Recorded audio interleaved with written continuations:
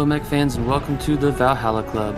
Grab a Fusion Air and join us as we talk BattleTech and the latest happenings around the Colorado BattleTech community.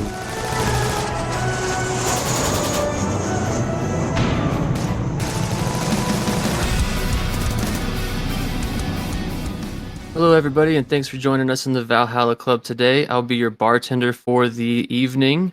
I'm Mike the Viking, and I'm joined today by Dave, Cerberus. Hello. Ben, the Master of Spirits. Howdy, howdy. And Matt, the Northman. That's fantastic. John might join in with us later. He's feeling a little under the weather today. But in the meantime, we also have with us Aaron and Andrew from WNRP. Welcome to the show, gents.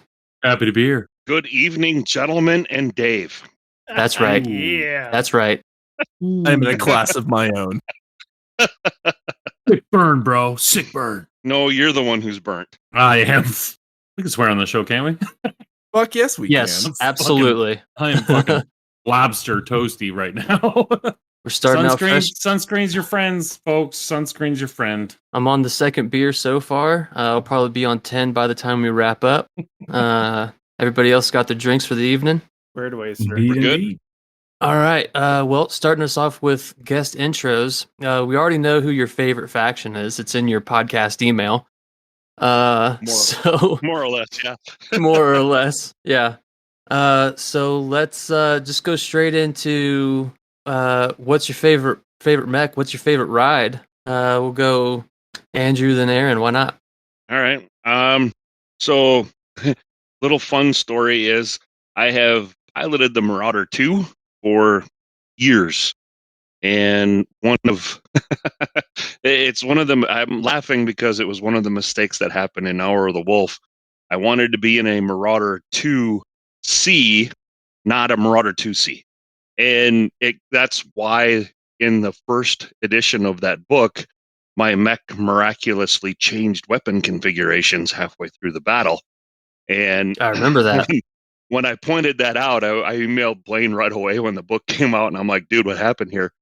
And they changed it over to Marauder 2C. So I'm enjoying my new ride a lot and having good success with it. So there you go. I'm in a Marauder 2C. Survival is success. What's that? Survival is success. Unlike Survival somebody. is success. Survival is success. It is Memorial Day, so Fuck let's. In memoriam.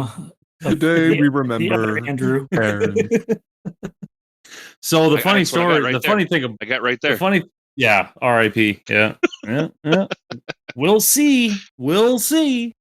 The funny thing is that I piloted a Marauder 2C. He piloted a Marauder 2C. So he basically stole my ride. You weren't using it. I mean, I guess if you had to go, I am not as, I guess, tied into one favorite mech. When we started the regiment, I was in a Night Wolf just because it was new, and I was like, "Ooh, let's try out a Night Wolf." And then turns out I couldn't hit shit with a Night Wolf. ATMs are not my friend. So then I I love kind of went. ATMs. Then I went back to my Marauder 2C 10, which jumps 10 inches or something like that. 466 or something like that. Yeah. Yeah, 466. And I was loving that. And then he got written into a Marauder 2C. So I was like, well, what do I do now? I dabbled with a Wolfen. And then at Gen Con, I think I was like, you know what? I'm going to try out a linebacker D. Let's just see. It's so much fun in Alpha Strike. Let's see what it does in Classic. And that was the classic. That was magnificently. That was the first time that you piloted that was in that game That was the with first Brent? time I ever piloted a linebacker D. And it was awesome. So, but being the colonel of the Special Forces 7th Commandos, I don't really have a ride, I guess, other than a Bandit C. So, but I mean, if you're going to go through, it's either Marauder 2C2 or the original Marauder 5R. Those have got to be near and dear to my heart. So I always assumed it would be a Marauder, but that's just because am going through. I'm severely backlogged, but with on YouTube, you're on the Murado episode, so Yep. I had an assumption. Yeah, it's when I first got into the game, I looked at it and I was like, that thing just screams coolness. Like it's got the reverse articulated legs, and then the guns that come out, and the nose and everything. It was just great. I loved it. It has the silhouette of a predator. Mhm. It's a hunter. It definitely does. Hell yeah! All right, so moving on into the pile of shame and games played. All right, yeah. Start off with Ben. What you got? Games played. Pile of shame. I finished up my Rough Riders, so they're ready to go. Woo. Justice, then, justice has been had.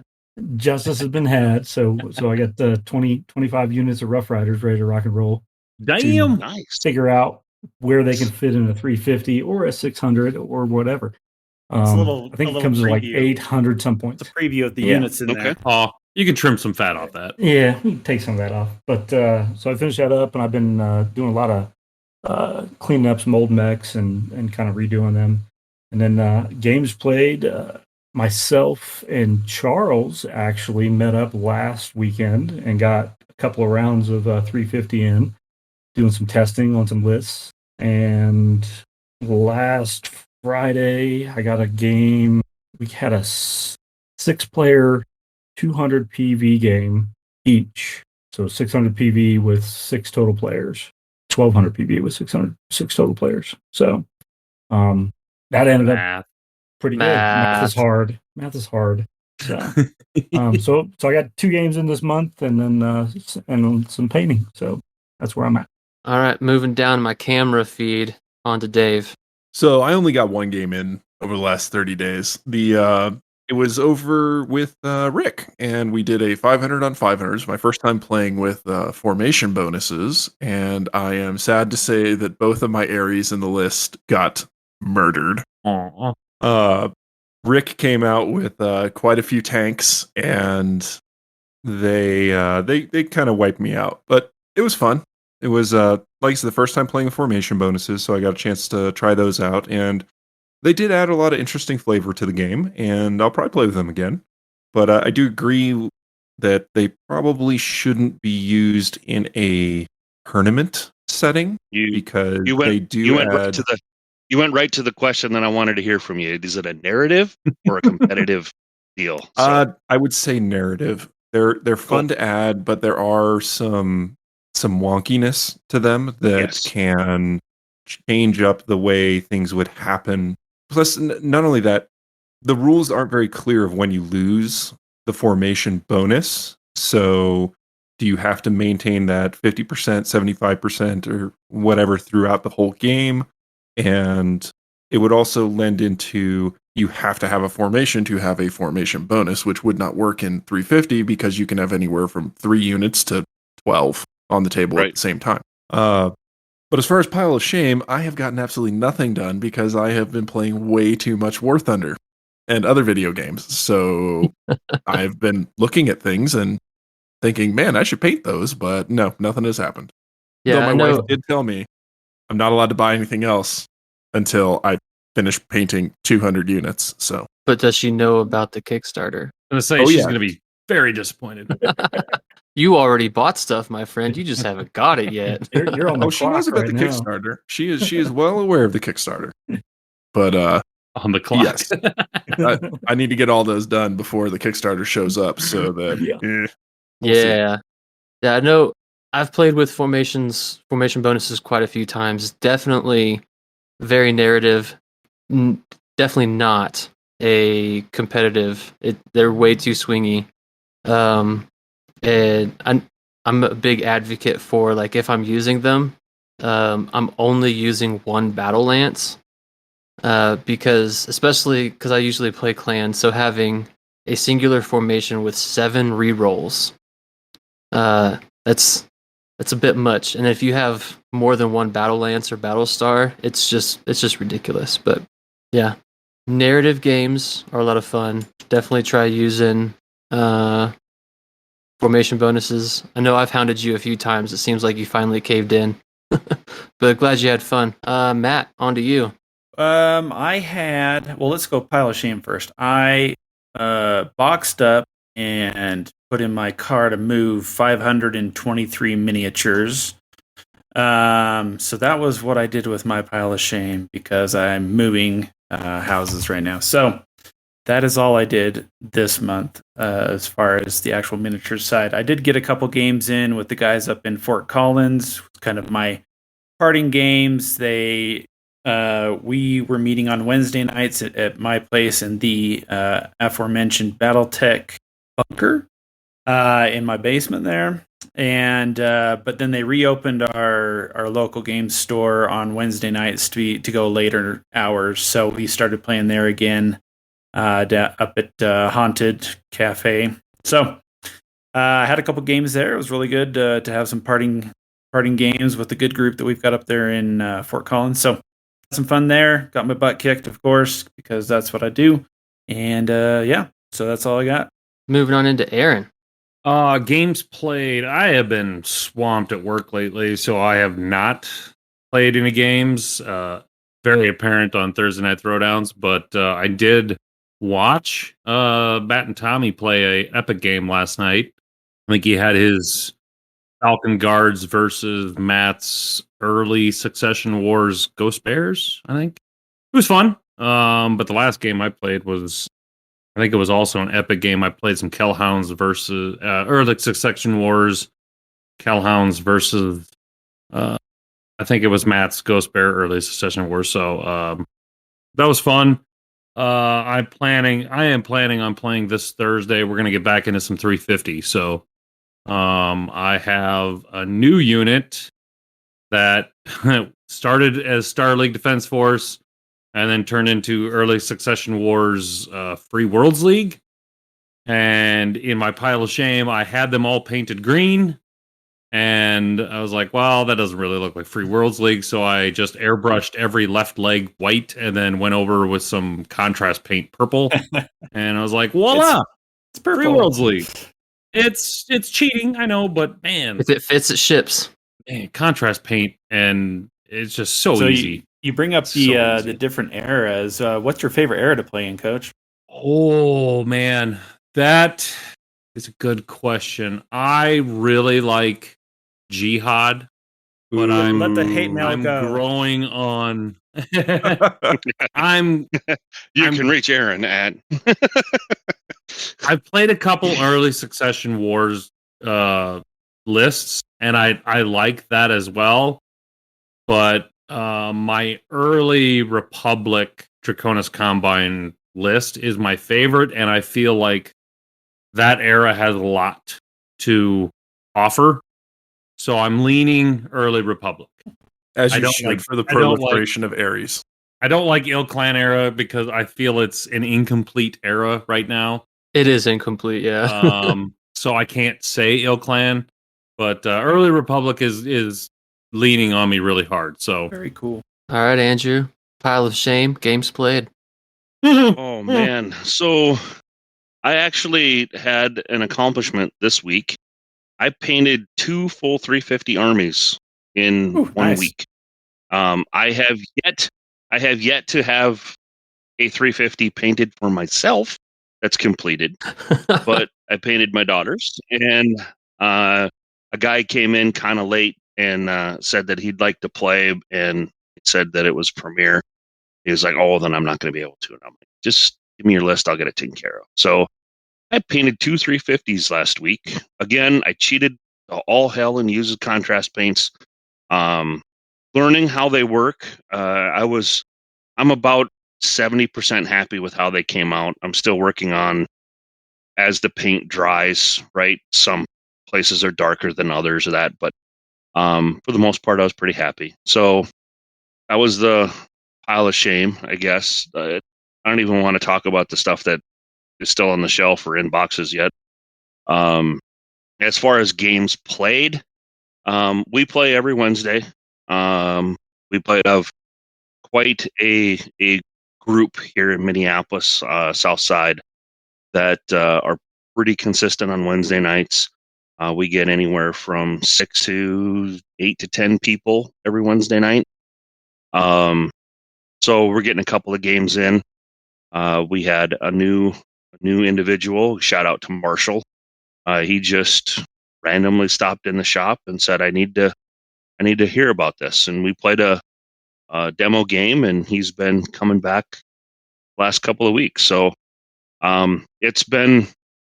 I'm getting games in. I play quite a bit. If I'm not playing on a Wednesday, we're playing on a Saturday. So almost exclusively 350. Favorite era you enjoy? You know what? Right now, I am really loving early succession more. All the games that I've had a chance to play and getting people ready to go for Rumble on the River. The early succession war and how you can build your list and how the units work on the field has always been what my vision of 350 was. Playing in the later eras with all the access to the TMM4 stuff and how the format is set up, it really skews the game because it becomes more about unit selection than it is about player and tactics, where I think early succession war gives you a small mix of the really speedy stuff, but you have to kind of know what you're doing. And I've loved it. It's been so much fun. Sorry, Dave. No Ares in early succession war. Ah. They learned. They learned the mistake of their ways and built tripods. All right. I guess for myself, Pile of Shame maintains. Games played 0.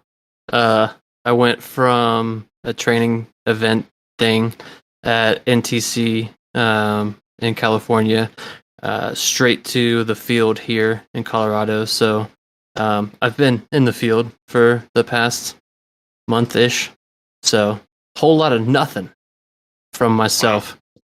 Yeah, good times.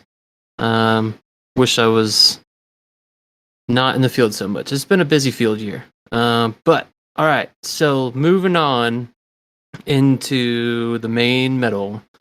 So our topic for the evening is going to be community building. So you guys have built. You guys started before us, building your community out in your respective areas, and then the 350 community, and then we kind of hopped on those coattails. Coattails along with the first Kickstarter, and have had some success out here. So just starting us out. So how did you guys start your community building efforts? I guess. I'll let you guys pick if you want to pick 350 community or local area. I know we'll probably talk more so in like the local area, but open discussion on how to start. Aaron, do you want to go into what we kind of modeled everything off of from that first year at Gen Con for you and X-Wing? Well, when we started, so our internal group was myself, Tommy, and Matt. And so us three are local, and it was going to be a BattleTech thing. So I had to include Andrew, and he's in Minneapolis. So our very first start was trying to build a very large nationwide community. Normally people start small and then work out. We actually went wide out to in and try to just our goal was to try to bring together as many BattleTech players as we could. And through the podcast, through the Discord, and through the Facebook page, it slowly built itself. And we were getting a lot of people from all over the place. Some of our first members were Kaji in Hawaii and Chandler in California, and people, Prophet and those guys in Florida. And so we went big. And then what that lent itself to be was Andrew's community turning into a very, large local community. And then all those other guys were able to build onto their smaller Colorado community. group. You guys came on, and then all of a sudden that was like, 5 or 6 of you, and now all of a sudden you've got fucking thousands. So So our mentality was large community first to just see who else is out there, because we started before the Kickstarter. We just were just like, hey, we want to get back into BattleTech and see who else is out there. Well, I mean, go with, one of the big reasons that we created 350 was coming from, I mean, Aaron and I have played our share of classic games, many, many games. But whenever trying to do a classic game, it was how many BV, how many mechs, what there was so much minutia around even just trying to get to the table to play. Where our idea of 350 to when we started this whole thing was, I want to have an army construction rule set that if I take my 350 and I go to California and I call Chandler and we can find a time to meet, we can get together and play and have a fun, competitive game, and we didn't have to have that conversation, right? So the whole premise for 350 was the idea of being able to get groups of people together to start playing and not have to worry about all the conversation points of how do we get the game set up. The game is already set up. Here's the game. Show up and play. And I think that really helped the community grow, because that portion of it, I mean, let's face it, we're gamers, right? We don't like to talk to people all the time. We don't like to have those conversations. We're taking that out of the equation, and it's just, hey, I'm Andrew and I'm Joe, and we sit down and we start rolling dice. That, I think, really paid dividends for us. And a big catalyst for this was I started with X-Wing when X-Wing was just coming out. And I watched that whole community go from 30 players at Gen Con just having a fuck around tournament and just having a blast, to all the way through 2019. And I've been to multiple worlds, and I've been, to all these store championships and regionals, and I had my own X-Wing podcast. And it was just watching something starting so small grow into something so big and having just fun. I mean, the X-Wing guys were just a great time. Whenever we all got together at Gen Con or Adepticon or wherever, you might not have ever met the person in real life, but when you finally did, it was like you knew each other for 5 years. And when X-Wing started to kind of go its route that it wanted to, and then that's on them. It wasn't for me. I kind of took that, and I looked at BattleTech, and I'm like, why don't we have that? Why don't we have that thing where we can all show up and there's a game that we love, but there were no set rules for it. So we actually had to, one, build a large community, two, write rules for the community to gel around and get all the white noise out of the way, to where it's like, dude, hey, what's up? What'd you bring? You brought Free Worlds League? I got Wolf's Dragoons. Let's go. Getting the white noise out of the way is a very important step in building a community, because if the white noise is there, arguments can happen. It's like, well, I don't want to play that. Well, my house rule is this. Well, I don't play that way. Well, I don't really want to play if I can't do this. It's too much. It's too much opportunity for negative play experience. Whereas if you're like, these are the rules. I mean, they're in the rules. You have to play it this way. If that's out of the way, the creativity, the list building, the friendships, that can all come into play right off the bat. And that's what we were going for, is an immediate pickup game. And the other thing that I will say this, we've said it on our podcast, I say it all the time, and I will continue to shout it from any mountain that I can stand on. We have been extremely fortunate in the people that have come to our banner. They all shared, especially the initial people who came, they all shared our same vision and our same passion for wanting to promote and attract people that had similar thoughts, feelings, and aspirations for the game. But at the same time, we also have had the stance, and we've had people that are, well, I don't like what you do. I can't do my thing. I don't get to do X. And one of the things, right or wrong, but one of the things don't come then, right? Just it's a hard thing to say, and it's very negative. But at the same time, for what you guys have built, you guys have all of the same thoughts, feelings, aspirations that we do for the game, and it's showing in your community as well for how quickly it grew. Right? You guys kind of just flipped a coin, and all of a sudden, you had 20 people, right? Which is amazing and awesome. But that happens because you were all behind the same premise, and you were all going for the same goals. Very similar to what happened when we went to Florida. Florida had, they had St. Petersburg, and they had maybe 4 or 5 guys, Seneca and Baker, and those guys were about an hour south. And we had some guys from Orlando come over. All of a sudden, these guys were playing 350, and they were starting to realize that, oh my God, we have people all within a couple hours of us that we can start doing events and people will show up for. We want to start doing this too. And their groups have grown and continue to grow. So what we've been pushing for is starting to take root in others.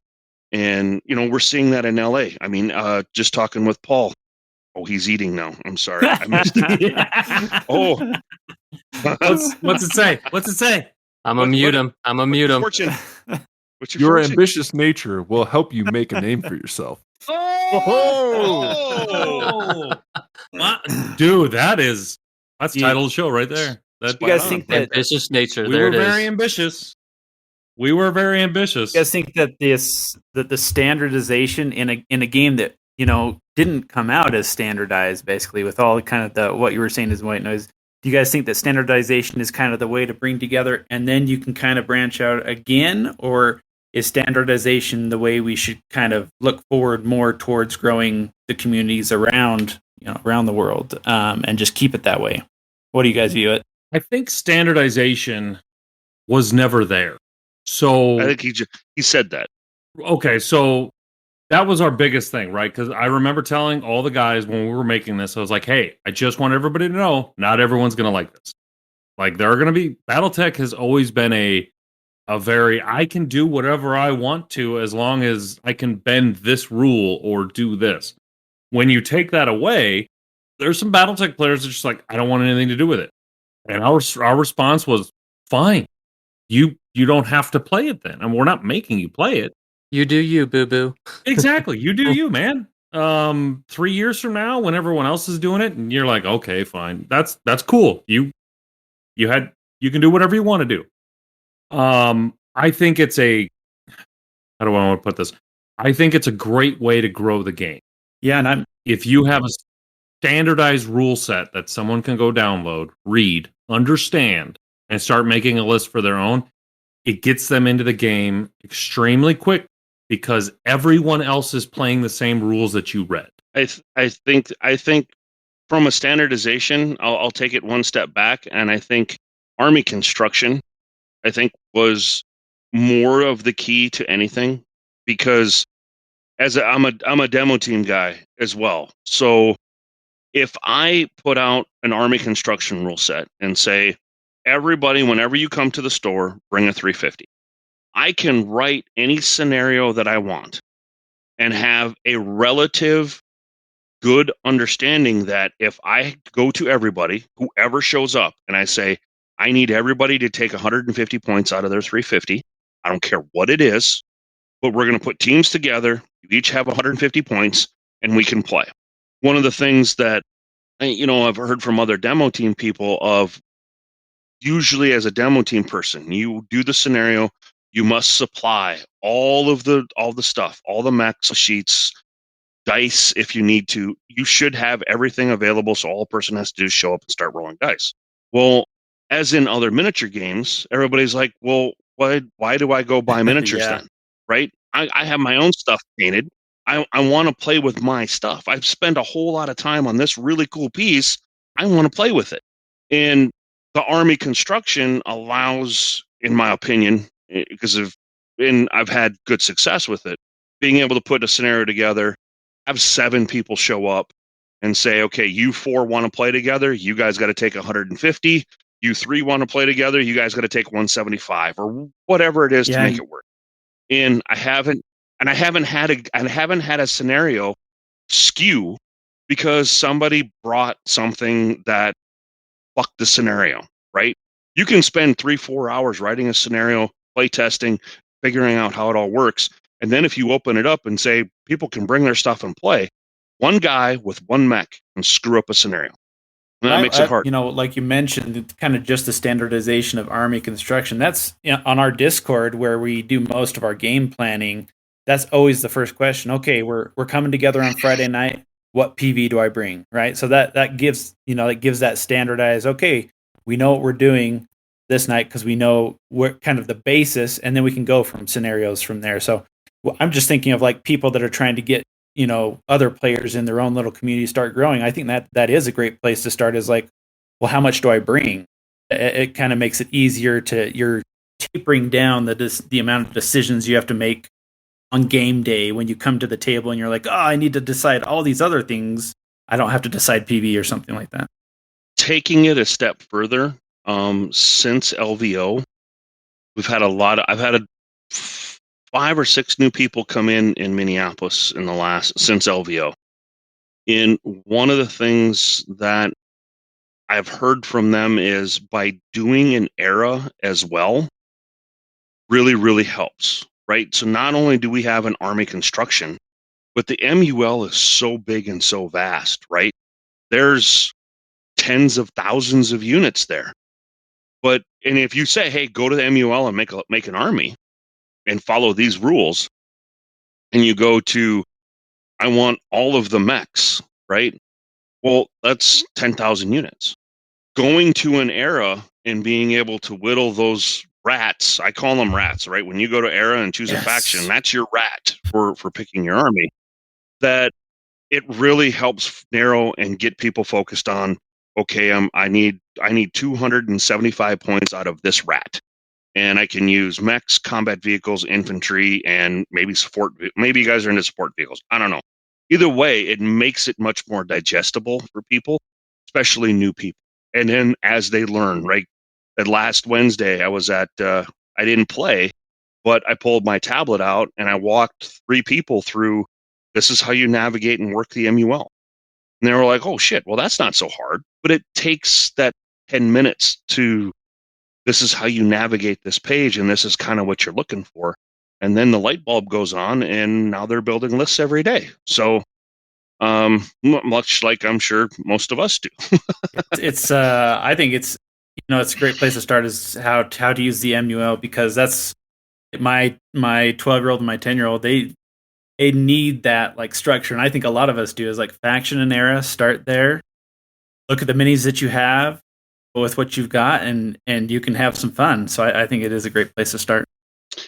Talking more about community, and especially here in Minneapolis with our group, and it's one of the things that I say at every tournament as well. It's a very crass thing. So we have rule number 1, have fun. Rule number 2, don't be a dick, right? It's a crass way of saying, ensure that you're doing right by the person across the table, right? Your job as a player is to ensure that the person across from you wants to come back and play again. And not everything is always going to go your way, and understand that and know how to handle it as an adult. And I mean, you're fully within your rights of being mad, but be cognitive of the person across from you and make sure you're that you playing don't with a person, not against a person, right? Yeah, correct. And I mean, and that has really taken root with my group. I mean, if there's a pro, I have 3 guys in my group. There's a new person walking through, and a person stops to look at the table. They will stop the game and ask them, "Hey, do you know about Alpha Strike? Would you like to know more? Do you want to roll dice? You can step in here and start rolling." That is, in my opinion, probably one of the biggest things that if you're going to try and build a community, much like we've been telling Matt Carper's in Virginia, He wants to get a community built. And the biggest thing is get out there. Go to the store, even if you have to sit there by yourself, right? For 1 or 2 times, it sucks. But eventually somebody's going to stop and say, you're playing BattleTech, or what is this game? Well, now you don't really have to sit and not do anything. If you guys haven't tried Aces. Aces is a lot of fun. I really enjoy it.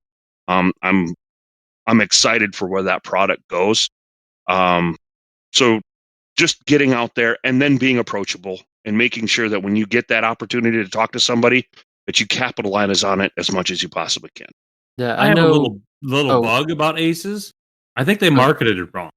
They shouldn't have marketed it as a play by yourself. They should have been play cooperatively with somebody else. I think that's the best way to play Aces. Dude, that's the first place I went with Aces was I now have a way to play Op4 and my players can't go, you fucked me. It's in the cards. The cards did it, not me. So Cards did it. It kind of reminds me of that X-Wing.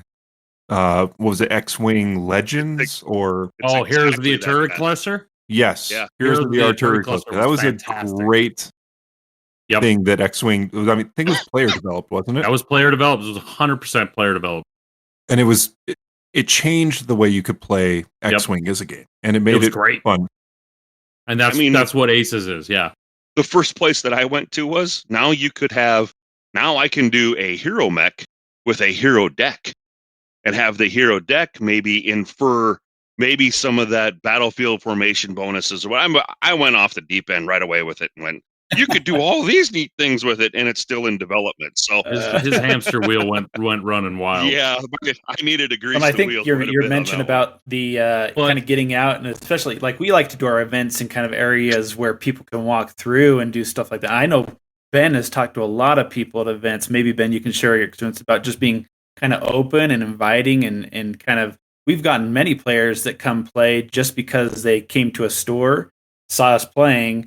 Ben talked to someone else, and they start playing with us. So I mean, I think it's, Andrew hit on it earlier, and I think that's been my biggest hang up is people that complain about not being able to build a community, but then they don't take the time to build that community. They don't take the time to just show up on a regular, consistent basis, so that way they know you're there. And when they're ready to go, then they'll start approaching you. And then also having that piece where being approachable is a huge thing, because I've seen GMs, I've seen demo team agents from way back in the day when we were commandos and all that kind of stuff, where, somebody would say, hey, what's this game? Oh, it's BattleTech. And then they just keep on moving on. They don't expand on anything. You got to be able to draw them in a little bit more. So I think that's the important key, that you have to build that piece of it, consistency and being approachable. yeah, the Those are your two consistency is biggest good. things. It sounds really odd to say, but you should have your car salesman speech, right? If you have somebody that stops by the table and says, hey, what is this? You should have a 5x7 index card that has a little paragraph that outlines what the game is and what it is that you're doing. Practice it, rehearse it, make sure that it flows very naturally for you. That will sell dividends, because that person will come back and go, oh, well, shit, well, this person knows what the hell they're talking about. They're going to come back and experience, the next thing of, let's run a demo game. I mean, every time that you get done talking to somebody, it should be, would you like a demo? I can set 3 mechs up. We can start slaps rolling the dice box right of now. armored combat. This baby will go forever. There's also another very critical thing to add on to what Andrew and Ben both said. When you're trying to build a community and you're at your game store and you're trying to promote BattleTech, and this is one of our major sticking points, is if you're doing Alpha Strike, and even if you're doing Classic, take the time to have well-painted miniatures and terrain. Have 3D terrain on the board, because you are competing with X-Wing, with Legion, with Warhammer, with all these Crisis. other Crisis is another games big one. out there that already have all this awesome stuff probably on the shelf at the game store from a community that has built that up. So when you're trying to compete with those other game systems and you lay out a paper map sheet and you've got some gray painted miniatures, it is not inviting at all. Like, you might get the guy who's like, oh, I played BattleTech 35 years ago. He'll come by and stop and talk to you. But everyone else is going to go, well, that looks like it's a fan-made thing that he's trying to get on Kickstarter. And it's like, it is showmanship. You have to be able to entice players to physically stop at your table and go, dude, what is this? And they're like, this is big stompy robots that shoot each other. And you're like, well, this looks fantastic. So, I mean, that's why Andrew and I are such sticklers on terrain and our boards. When we did 350, we took it to another level to make sure that we can compete. We're playing right next to Warhammer 40K in LVO. Our boards look just as good, if not better, than theirs do. So that is an automatic hook for anyone who's interested in like, what is this? This looks really, really cool. I think it's also important. I think it's also important to mention when you're giving your elevator speech, don't go super fanboy on it, because there is a lot of lore in BattleTech. There is a lot of things where you can interject, well, this is my favorite era, this is my favorite faction. You've got to keep it surface level, because if you go too hard, too deep, that sounds awful. You got to sell the universe, not your faction. Yeah, it's very much what Aaron just said. I mean, that is your opening catchphrase right there. It's big, lumpy robots that shoot each other. Really, tell me more. Now you and they can rip each other's arms off and beat each other to death with them, if you so desire. A lesson I learned a little later in life than I should have, but be the mysterious guy, right? Give them a little hint, make them giggle, make them laugh, and then kind of be like, all right, I'm going to go back. Coach has got to tease to please. Yeah. And they will call you, text you, stalk you. Well, and you also got to get to know the person too a little bit. Yes. Like, asking them, what games have you played, and then comparing those games to what we're doing, with BattleTech, whether it be Classic or Alpha Strike. I mean, I think I spent, Matt, when we were doing your last Battlefronts thing, I think I spent the whole entire time just taking one guy around and saying, this is what Classic is. You play D&D, so this is very, very similar to that, where you have the narrative piece of it. You have all of the critical hits and all the stuff going on where ammo's exploding and your legs getting blown off and all that kind of stuff. And he was sucked into it, man, So it's one of those things where you got to spend the time to build the player base, because if you don't, and you just want to play with your 4 dudes, you can't complain about not having extra new guys. If you just want like something to roll dice, then go play Mega Mech against Princess or whatever. Because if that's what you want, you're not really wanting a community, right? If you want a community, you need to get to give and take. You got this plays into the being approachable, starting with the basics, going into the specifics and stuff. So I think it all plays a role for sure. And that, I'll take that one step though. I mean, that's one thing that's unique with WolfNet is I think that we actually bridge both of those areas, right? We have a very active and vibrant community that are playing. I think we have people playing Mega Mech damn near every night, right? People are getting together. They're playing Mega Mech. People are coming up with some very interesting things to do. That is happening every night. That's an avenue for people to explore. Me personally, I want to be in a store. I want to be across from somebody. I want to hear their story or share that experience with somebody in a more intimate fashion that you walk away with a positive feeling. They walk away with hopefully a good feeling. You didn't beat them too bad. But one thing that we also do have going is for a lot of gamers that have been gaming for 10 years, 10 plus years, they have all heard of BattleTech before, right? A vast majority of them have heard about BattleTech. the fun thing for me is that when we're playing Alpha Strike and we have our 3D terrain set up and everybody walks by and goes, "Hey, this is BattleTech." And I'm like, "It's better. This is better. Look." And they're like, "Where's the hex map?" "Gone." "Well, how do you move?" "Tape measure." "Really?" "Yes." "Yes." "Sit down."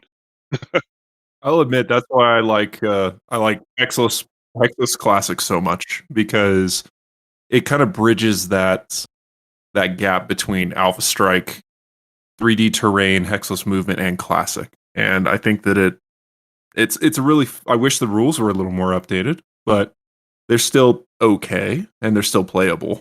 Hey, welcome to the party, John. Hey, everybody. John's here. What's I up, was going John? to say, I think BattleTech actually has to get over its reputation, because I think for the longest time it's kind of been like an old FUD kind of game. And most people did play unpainted minis or old, crusty Ironwind minis on paper sheets. Raw So like it pockets. hasn't had any, like, it's never been a very appealing game visually until recently. So I think that's helped a lot. I also think it helps that if your demo agents are, in the words of Derek Zoolander, really, really ridiculously good looking, like Ben and I, that's how you really grow the community. So, As one of the only people not on camera. we don't want to embarrass you guys. It Everybody is, come it is see how good I look. Yeah. Yeah. It is one of those things where right now, with BattleTech being in the spotlight and having this, Number 4 on the miniatures list at this point. We came from we don't know where we're going to go. nothing to 4. I mean, are you kidding me? So building a community in your local game store is a lot easier now than it has ever been. I mean, BattleTech was in a Forbes article when the Kickstarter came out. It is over all ICV2 magazines and Polygon and all this other stuff. It is out there. Game Trade Magazine. Yeah. Yep. So right now is the perfect time to start and go to your local game store and write down on the schedule, or go on the Facebook page and be like, "Hey, I'm gonna demo Classic, or I'm gonna demo Alpha Strike, or I'm gonna demo Destiny." I have a flyer in my store that has my name, email address, and a handle to get a hold of me. And I've had 3 or 4 people reach out that way and say, "Hey, saw your name for being BattleTech. Can we get together and do a demo, or can we get together and chat?" Absolutely. We're at the store every Wednesday night. Stop by. So we've done something similar, except we use a QR code that takes them either to the Discord or to the Facebook. That's awesome. Yeah. That works too. And you don't have to be a Catalyst demo team agent to do this. I want to stress that a lot. No. You do not need to be a demo team agent or this or that. Or, hey, if you love BattleTech and you are willing to step into the role, it's a big role to be the You pinpoint just gotta love guy. the game. Honestly, get until Ben said he was a demo team agent, I didn't even know that. I was, but I'm not a Ben's- current active one. Ben's- I know Matt Ben's- is. Ben's a slacker though, so I got other shit to do, man. How Many any of of us real don't. jobs? Like, So I know for me, I mentioned before, right? I played as a kid when with the clicks, and then growing up, got out of the game. So I knew of the universe. And then once I moved back to the States after being stationed in Europe, got back into, I don't know, the mainstream kind of things, because life's different in Europe. But once I got stationed down here, I was getting back into MWO, and because I think I'm like it was like that 2018, 2019-ish, or it was 2019, because that's when I got stationed down here in Colorado. I was like Googling into it, and that's when I discovered the original Kickstarter. Now, it had already been closed, it had been funded, but I was able to get on as a late backer, and then that's so like I hadn't even played a game yet in the Colorado community. Didn't even know one existed. Backed in at Star Commander at $90. So it was just like, "Wife, please," and she was like, "I'll allow it," and I was like, "Thank you." And then I started Googling more into it, and then I discovered the Colorado Springs Facebook page, which was, I don't even remember how many people were in it at the time. I mean, it was 2019, so it was almost 4 years ago. But joined it. Yeah, right. Joined it, and then so I think one thing you guys were talking about that was like Matt had mentioned earlier, that's really good for establishing the community was that 350 standardization format. Because my first couple games played, my very first game was classic, and they're like, "Oh, what era do you want?" I'm like, "I don't know what that means." And like, "How many BV do you want?" I'm like, "I don't know what that means. You tell me what to do, and I'll try my best." And then I showed up, played a game, had fun. Pretty sure I did tons of things wrong. Pretty sure I was lied to on a few things. I know there was one. It was like the second game of Classic I had ever played, and then we did a star versus star, and it was the guy was like it was a Gauss rifle, and he was like, "Oh, the Gauss rifle does 10 damage to the armor, 5 damage to the structure." Yeah. So it's like, "Oh, instant crits. That's cool." Yeah, found out after the game. That's a lie. Found out after the fact that was totally lied to and screwed over on that one. But either way, You play someone we know. it was still a lot of fun. And I had fun. And then Play the fifth. you're like, yeah, played the first game of Alpha Strike, and they're like, "Okay, what PV?" I'm just like, "I don't know what that means." Because like it's a completely different game, but not at the same time. So being able to go to the 350, be like, "Oh, this is how you build the force. This is what the limits are. This, that, and the other." I think that helped a lot. And then we had the Colorado Springs BattleTech Facebook page. There was also the Colorado statewide Facebook page group. And then in September of 2020, Dave decided to start the Discord. And then I think that's around the time when things really started exploding exponentially for us here in the Colorado community. Well, it wasn't only the Discord, is we also kind of combined the communities. We found the Colorado BattleTech page, and we invited everyone to join the Discord, and then we kind of merged the two groups. So Yeah. rather than having individual local groups, we formed a statewide community, and that was when things really started to take off. Which is huge. I wanted to follow up with some of the things that you said. One, we did not have a Minnesota Facebook group until I started one.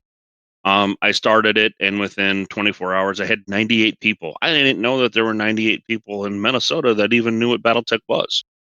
But that's grown considerably. I strongly suggest that if you don't, and I agree with you, Dave, that having a statewide or trying to get your community to be a statewide thing and let people branch off of that to have your smaller local groups, casting your net wide, meaning I'm talking to people who are a couple hours away, that when I run an event, there's an opportunity for people to show up. Your local groups, they can do their thing. They're gonna stay within. Discord, we just started one here from Minnesota. That's been a huge new way for people to communicate. But hosting your events, I'm going to be at such and such a place at this time. I'll stay there for 2 hours unless somebody shows up. Communicating and setting expectations to people who are there to see what you're doing pays huge dividends to getting people involved. I guess social media is pretty important nowadays. is what I would say, is if you're trying to build a community. And what do you guys think of as far as having kind of your I don't even know the initials, your local gaming store kind of buy-in? Do you guys think that's super important, just kind of relatively important? I know we've had Ben, there in Westminster, we've had a lot of buy-in lately from the store there, and that's really helped, because now BattleTech is the first shelf in the store instead of all the Warhammer stuff, and so it's really helped kind of put it on the map a little bit more, and it's in a big area just north Denver. So that's one thing that I think has helped our presence there as well. That was all you, Matt. I don't think it's necessarily that important, because first you have to prove to the store owner that this is something that's going to make money for them, because they're in the business to make money. And if you start bringing people in, that's going to give them incentive to put the product more forward, to give it better shelf space, and to put it in front of people, because they know that someone is there to organize the community, and it's something they don't have to do. I think that was the big key at Westminster, was when we did the Kickstarter party, Matt, that you set up, not me. I was just the pretty face. He was the face. Nice. But when we had 40 some people show up for a Kickstarter party on one night, and the store was like, oh snap, okay, all right, this is something we can get behind, and that's when they started putting in orders and putting stuff on the shelves and stuff like that. So I think we had the largest unofficial Kickstarter party on the planet. Like, it was huge. From the numbers It doesn't matter. You guys We're did that. claiming the title. Yeah. Fight me I said about planet. it. It's a universe. I can say planet. As a former store owner, I can tell you that it is extremely hard to find out what your community is into if they're not coming to the store and playing that game. I can't, as a store owner, I couldn't just drop $1,000 on product of a game that I'm like, well, I hope players come and play this. I can promote it. I can demo the hell out of it. But sometimes people just aren't interested. Now, if I've got 10 guys coming in on a Tuesday and a Saturday, and they're playing BattleTech for 6 hours, 7 hours, 8 hours, I guarantee you, if that happens twice, the next day I am going and I am ordering product. And I'm actually asking the guys, hey, what should I get? And they're probably like, well, we usually get things online. And I'm like, well, I'm the store that you play at. So, if I'm not here, you can't play here. So let me help you, and you guys can help me. It's a very symbiotic relationship between a game store and the gamers. So if there's that many guys playing BattleTech, I can guarantee you that store owner is going to go, all right, I'll make an investment. And then the shelves clear. And he's like, well, I underestimated that. But they're not going to just fully load up. I mean, it's Right. a very hard business to be in. So if you guys treat your store as like, okay, if you get it, we're going to buy it. We'll be here. We'll buy the snacks, the beer, the pop, all this other stuff, because we're here to play the game. But we would rather buy this product from you because we come here and we like it and we want to keep doing this. That is a huge incentive for anyone who wants to start a community. The first person you should talk to is your local game store. Go, hey, I want to do this. Can I put up a flyer? Can I try to do this? He'll help you, or they'll help you. But they're not going to make the commitment until they see a return or traffic through the door. When we started at Dreamer's Vault, I think they had a box. They had a beginner's box and a game of Armored Combat. This last weekend for Rumble on the River, I don't know if they have any product left on the shelf or not, because we had 20 people there. But they have source books, all the box sets, all of the lance packs. That shelf grew and took over another because we're consistently in the store and we're showing that we have a presence. I agree. If you're going to build a community, it only help you by having the store on board with you, so that you have product you can point. I mean, that's the other thing, right? If you have a new person come in and say, I want to get into this game, it's very difficult. If you've got the hook and you want to set it, it's to be something on the shelf for them to go buy. That's the thing that seals the deal. It's a better feeling for them that, oh, I'm in this store, we're going to play this game, and they have it on the shelf. BattleTech for a number of years didn't have that. We now have that, and we need to take advantage of it as much as possible. Well, for a long time, also, BattleTech only had Ironwind medals. and Ironwind Metals was not the most reliable distributor from what I've heard.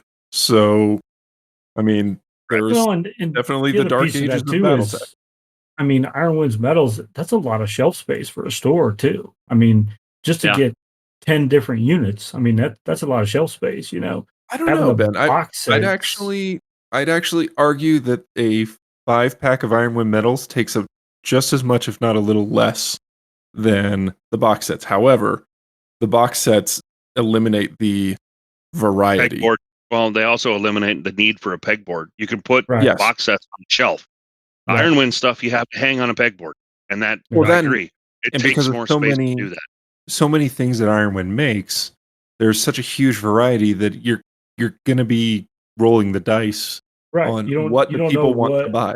you know, if you go out and buy 100 minis from Ironwind's Metals, and you know now you've got 100 individual spaces that you got to put on a shelf or on a pegboard, you know, whereas the box sets and the force packs, like Andrew said, you know, you need to put them on a shelf, and Yep. you know that doesn't take up as much space. So I think, you know, you're right, David. I mean, Ironwind's Metals is a phenomenal store, you know, and a phenomenal producer of BattleTech stuff, but you've got to look at it from the local store as well, I do. too. Yeah. I was simply making an argument for shelf And space. if you don't have a local store, there's two things you need. One, you need a space that you can play in. That is one, clean-ish, not super weird, you know, has some Sorry, table space. I'm thinking of one of the stores here in Colorado Springs that is that Like, fits I'm talking- that super weird category. I'm talking about like a guy's garage. You know, like maybe there's no game Oh, store. Go one You've got a better. garage. Like go to the Pizza Hut, right? Or- I've be honest with you, I've played in more pizza places of just, hey, we're gonna take these 3 back tables, we're gonna look weird if you're okay with that, but we're gonna play games and we're gonna buy pizza and drink. Is that cool with you guys? Yeah, have at it. Never had anybody say, no, I don't. We don't want you to do that. Finding a place and being consistent. That's that. Yeah. And number that's two, important. if you don't have a game store where you can buy product from, I think we all know of a place. It's that you games go and buy product. minis. Aries Games and Miniatures. We don't quite have the Gideon on our side to help us out with that one. I've been building that transition up for 5 minutes. And by the way, this podcast is sponsored by Aries Games and Miniatures. You got to do overly laughing Charles. Aries Games and Minis. Aries Games and Miniatures. I've heard it enough. I Derek's think I'm just pretty going to shake his head. But that's another thing is there are other outlets to go get BattleTech products from. So the biggest thing now it's in Target, now it's in Barnes and Noble, now it's What's not in Shit, Target you'll probably yet. be in We still Walmart have another before we know 19 it. days. well, yeah, but I mean it's getting there. I mean, we never dreamed of BattleTech being in a big box store, let alone Target. Yeah, that's huge. Just wait till it hits Walmart. Barnes and Noble was big enough. Now Target, come on, bro. That's Fancy big. Walmart. That's big. Huge. Somebody should come up with like a Door Dasher. Yeah. Door We'll Dasher. deliver your BattleTech We'll deliver products your to you, BattleTech to your door. Ha ha! and then punch you in the face and run In away. ridiculous speed. We won't do anything else because that's all we're here for. I mean, Aries Games and Minis is pretty damn close to a Dasher as it is already. It pretty much is. Yeah, Derek it is quick, man. Yeah, he is on it. It is very impressive. 3 days. So- Takes me 3 days to get product. Yeah. So we talked a lot about how we started and a lot of things that have worked. Have there been anything you guys have tried that didn't work? Yes. Well, let's just say when we started, right? So we did the podcast and we went big, which is also, I think, another great way BattleTech is growing now is because podcasts are so popular these days, and people can, they're like, "What's this BattleTech?" Oh, go listen to Wolfnet, or go listen to O2, or go listen to Valhalla. We also followed on your coattails with Tech. that. Texan men. But it's really easy to go listen to a 2.5 hour episode and be like, okay, Get used to it, I'm gonna- Dave. I'm going to try this game out.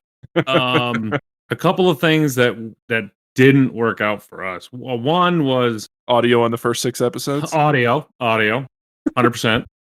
Sorry, had That to. was That was a No, shit that's show. fair. You guys Totally make fun fair. of yourselves on it enough. I mean, Dude, we Totally just fair. learned the lessons. I literally had all first 6 episodes highlighted to just delete, and everyone told me, "Don't you fucking do that! Like, just leave them there."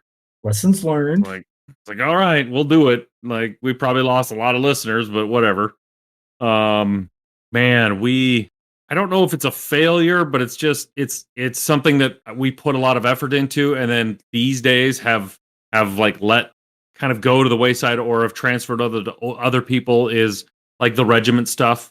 We used to do a Mega Mech Discord wide campaign. Like, one of our things was like, hey, pick your favorite mech and we'll put you into the regiment, which was a organizational chart of the WolfNet, secret spy network of Wolf's Dragoons, and we played in the current era, and we did large campaigns, and we tracked however this Lance did, and then that morphed Salvage into, and yeah. that turned into people really, really identifying with their company. Are they? Maybe a bit too much, Charlie. Charlie Looking Company. at you. Charlie Company. Looking at you, It's Charlie. always Charlie Company. But that was a really big success, even though we were fumble fucking our way all the way through it. Yeah, see, there you go. So, and we've just been so busy with 350 and formats and podcasts and tournaments and all this other stuff that I personally let that one go. And thankfully there was a bunch of guys that picked it up and kept it going and kept the campaigns going. But that was one of the things that we did in the early days that I think really gelled the community together really well of the large community we had. I tell Chandler like every 3 months, like, dude, I'm working on something else. It's like, I am, but at the same time, I don't have time to do it. But to your point there, I think one of the other successes that we had with our community was we had a lot of levels of engagement. We have the Tuesday night fight. Every week we have a Mega Mech game that people can join, and that's a lot of fun. We had the regiment campaign. We have 350. We're out doing events. We have the podcast. I've sucked way terrible bad on even just being on Discord to answer questions or to engage the community that way. I need to get back to trying to find ways to fit that in. But I think that was also a key for our success was we had multiple levels of ways of engaging with people or providing Well, I think a means for metric of people your to get success together. is that you don't have to be on Discord all the time. There are plenty. I mean, Gold is out there like answering questions nonstop, and so it's not like you started the snowball, but you don't have to push it every day, right? So I think that's a good metric of kind of community, especially like a wide berth community success. Instead of like, oh, I got to push this every week. I have to be on there all the time because I have to give all the answers because no one else is doing it. So I really like seeing like all the different engagement from different people. yeah, we always tout that the WolfNet community in a whole, which encompasses a whole bunch of communities, is literally the best. I mean, it's hands down. No one can compete with the community that has grew from the 4 and 5 of us just starting a podcast and like just randomly navigating our way around. Should we do this? Yeah, let's do that and see how it goes. And then the one thing is we're always open to criticism as well. That's if you can't take criticism in building a community and someone has an idea, and if you alone think it's your community, like I started it kind of a thing. If you have that mentality, it's going to crash and burn. You have to be able to take ideas from other people and see the greatness in those ideas and be like, and then don't take them for yourself. Be like, hey, this guy has a great idea. Let everybody know that it was his idea. And then that generates other people going. Now, sometimes it's an avalanche of ideas. You're like, no, but in the most part, it's people. It just lets people know that they're a part of the group. It's not a tier system. It's we're all in it together. And that's, I think, number one in creating a community is be like, hey, there are a lot of great ideas coming from everywhere. You have to be open to take them and implement them into what, you started and are now just a part of. I mean, maybe in a leadership role, but well, it's been interesting. Like, so we just got done with Rumble, and I got a gentleman by Jason who has a scenario that he wants to play, and it's a 4x6 table that he has 80% covered in buildings, and it's a pirate scenario versus a clan trinary. And he's got some thoughts and ideas, and he's like, I'd really like to play test it. I'm like, why are you asking me? Post it. Let's go. Put it together. We'll get people and we'll try it out. That's So something. Go ahead. No, I was gonna say, something I think we failed at here in our community was we leaned really heavily into AS350, and we made almost all of our events for like the first year almost exclusively AS350, and that kind of alienated some of our narrative players and the classic players. It led to a burnout episode. Yeah. So it really helps, I think, to remember that, while AS350 is a great competitive system, it's not the greatest for narrative play. correct. And if you have, And it's not a one size fits all. no, it's not. Right. And we tried to do an Alpha Strike narrative game. ooh, how'd that go? Somebody fucked it up royally. Mario. Dick. Fucking guy. Wow, Mario came in and messed up a narrative game. Can't Well, imagine that. We literally spent 3 days in a boat coming up with the idea when we were fishing. Spent the next 4 weeks putting it together. Mario fucked it up in the first 3 minutes. It took him 3 minutes to destroy what took us weeks of planning. And he went, fuck it. Is that what It spawned was Mr. Brute? No, this was after Mr. Brute, but it was funny because I was Mario there. comes up to me. I was there. Mario came up to me. He's like, "Hey, here's what I'm thinking of doing." I'm like, "Fuck it, let's do it, bro," because I was on his side for the teams, and he was like, "Here we go." But Resulted Dave, you in were 100% correct, because that's where I'm at right now too with my group. We've been doing 350 weeks and weeks and weeks and weeks getting ready for Rumble, and I don't want to monopolize. If people want to continue to do it, awesome. But I'm trying to get out to say we don't have to, right? If you want a suggestion, to do something, we want to do something else. Let's do that. Give me a suggestion. I'll help put it together. pull the document off of our Discord under the, I want to say it's the events channel, Black Earth. Run that. It's Hexus Classic, and it's your events kind of channel is empty. oh shit. Oh, yeah, 100% Colorado. empty. Hold on. The I events can't even. documents. I can't Event even documents. post in it. Damn it. Event documents. There we go. Okay. Yeah, there it is. Yeah. So it's a Hexus Classic. I think it was 3 rounds, and it was just each round was a scenario that built on the next round. And it was kind of a riff off of the Chaos campaign, and it worked out pretty well. Definitely there were some improvements, but it worked out really well. I would agree with you that as the WolfNet podcast community, whatever, we have neglected Classic a lot. For probably 2 reasons. One is we were so preoccupied with making the AS350 as good as it could be that it literally just kind of shoved in our small little group. Like, we couldn't focus on anything else. Like, we wanted to get that No, that's totally fair. nailed down. We do have a lot of people in our and that's where the community comes together. They're like, hey, we have a classic discussion channel and this and that. It's probably not near as popular as the Alpha Strike side is, but Well, I mean, AS350 is Alpha Strike. yeah, That's to be expected. yeah, and that's. I will say that it is on our mind of something that is coming up. Hexless Classic is something that I've been wanting to try to do, but You should. It's a lot of fun. my schedule is, it's like Thursday night is literally our only night to get together. And right now we're deep into playtesting Epic and Doubles, which are something that generated out of our community of like, hey, we love the 350, but we want bigger battles.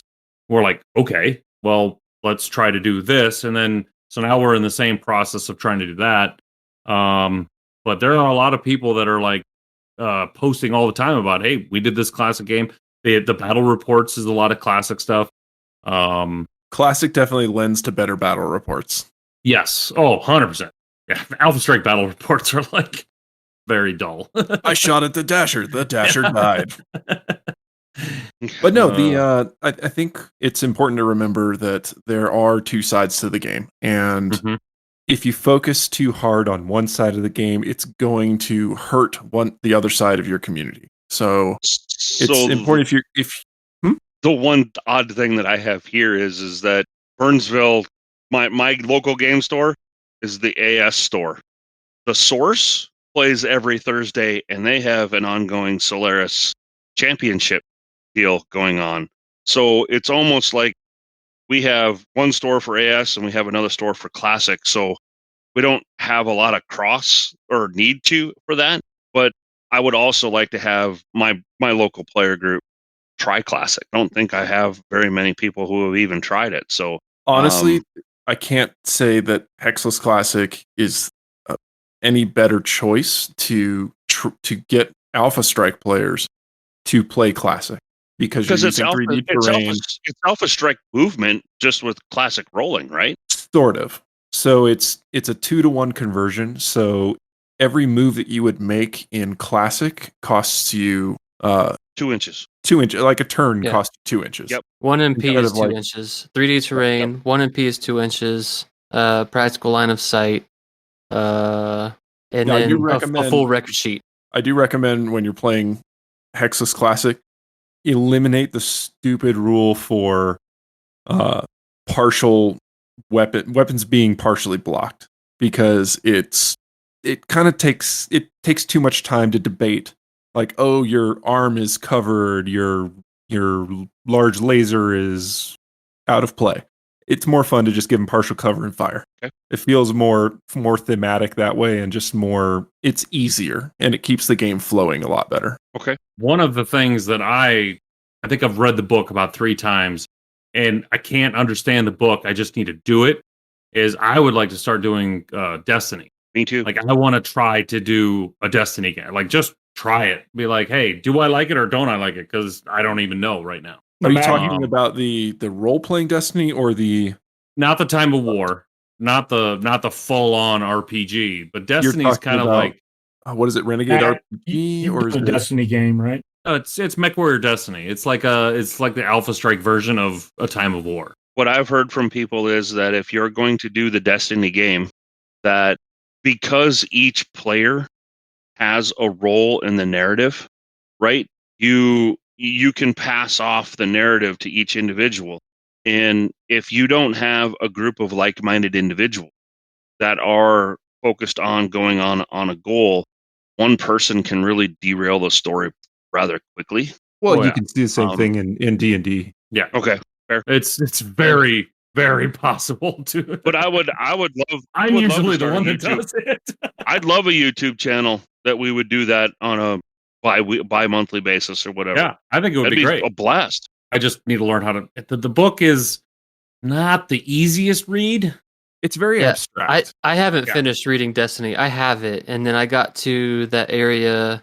And I forget what it's called at this point, but it's like something that was specific to Destiny. I forget what they called it, but I was like, this is weird and doesn't make sense.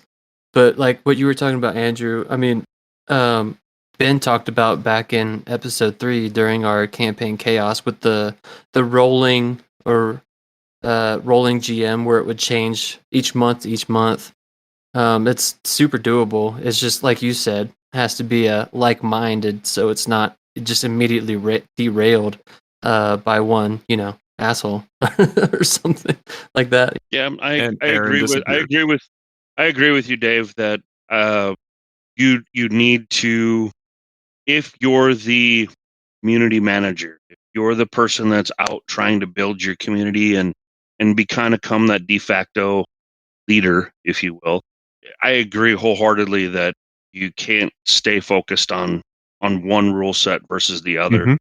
I'm well aware, and I've communicated to my players last week that once we're past Rumble, are you guys interested in trying some new things?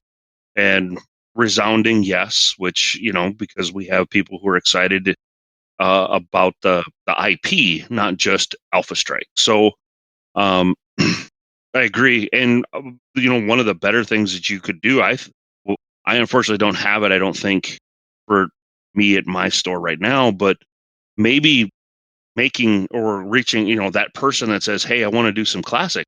Awesome. What can I do to help you? Or what can I do to empower you to do a classic game? What can I do to help to make that happen? And that way you are not always having to be the person organizing, running, setting up, controlling everything, because that once your group grows big enough, the idea is, and it's something that happened with WolfNet, is the care and feeding of the community starts to take on those roles and take care of itself. The policing of people. I'm so thankful for our community, because we have people who are not afraid to step up in our community and say, hey, dude, that was out of line, or that's not what we do here. Take that stuff and go someplace else. This is a safe place for all of us to be here. We don't talk about those things here. And it's okay to be that way. That's something else in being a community, is being able to draw lines or know your bounds, and being able to respectfully call someone out, or to just say, dude, we don't do that here. Right. Yeah. Thankfully, we've only had one person who's fallen into that bucket, and it was unfortunate. And usually it's not very many, right? It can be a very, very small group. But as I tell everyone at our events, that I am extremely, extremely protective of our player groups and ensuring that we don't have negative play experiences.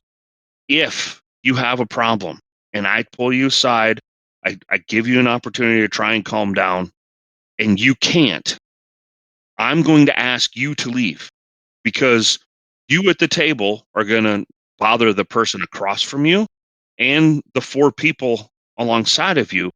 And those 5 may not come back because you're being an ass. I would rather have those 5 come back and maybe give you an opportunity to come back after you've figured it out, right? Making sure that you're protective of your community once it starts growing is also, it's not a position that you look forward to, but it's a position that you need to be cognitive of and protective of. Yeah. You have to curate the community.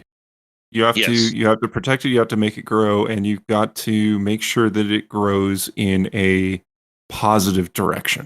And if there are negative influences in the community, give them a chance to change and to become part of the community. But if they can't, or if they go sideways too much, then you just have to say, sorry, man, you need to go find somewhere else to hang out or go play.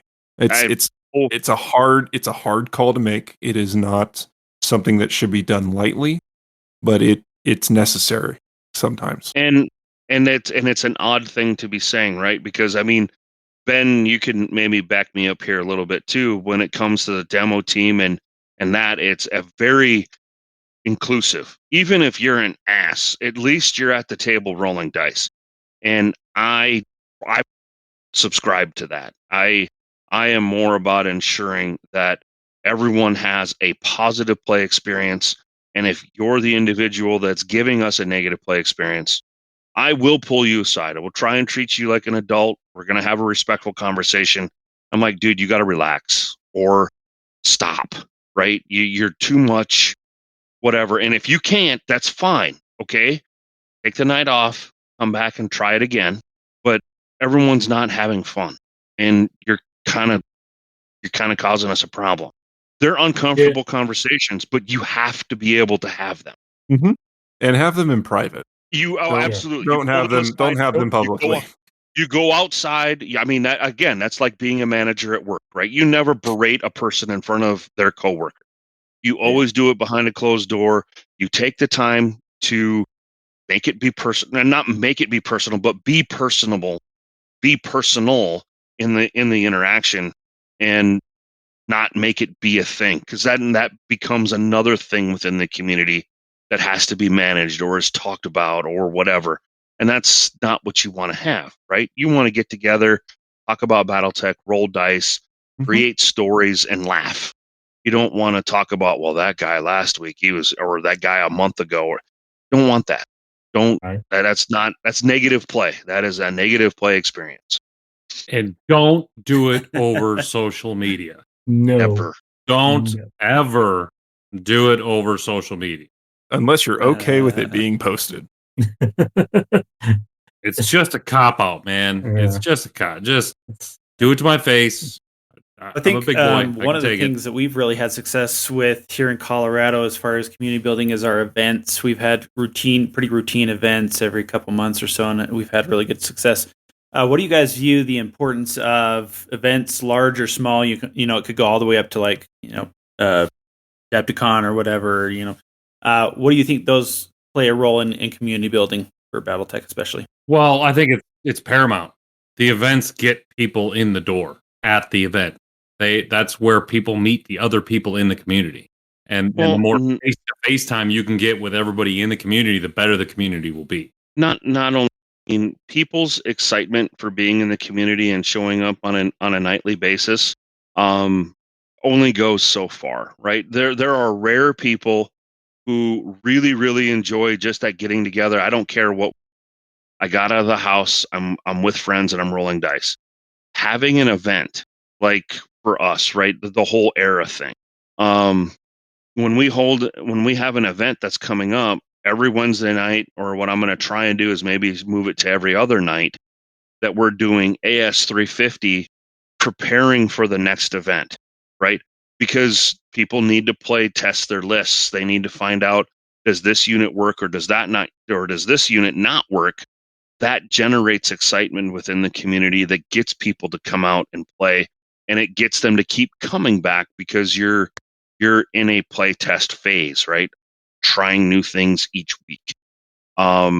Generating excitement that's different.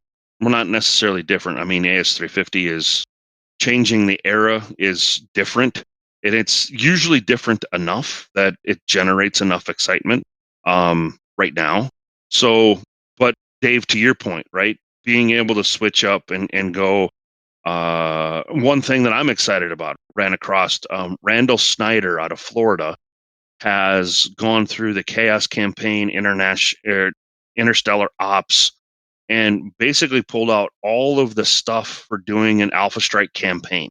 And rolling, you roll your starting PV, and it's a random 2d6 roll, and then you have a starting PV, and you need to have this many minimum number, 100 or whatever, and you need to have support, you need to have technicians, you need to have all of these things to be able to repair and build and do that kind of thing. And you can get infamy, and you can take contracts, and it feels complex right now. I'm hoping that once we play a couple of times, we go, oh, that's what he meant by this, and everything falls into place. But that's the next thing that I'm kind of excited about and looking forward to. I think it's built for doing like 2 to 3 people. I wanted to try and, again, standard demo team practice is make it bigger than what it really should be. Where I wanted to try and incorporate the community at large, not just my store or 4 people, but get some. We have the Southern Sibco, which is part of my group, and then I have Sean Goolsby, who's on the north side of the cities, and he has the Northern Sibco.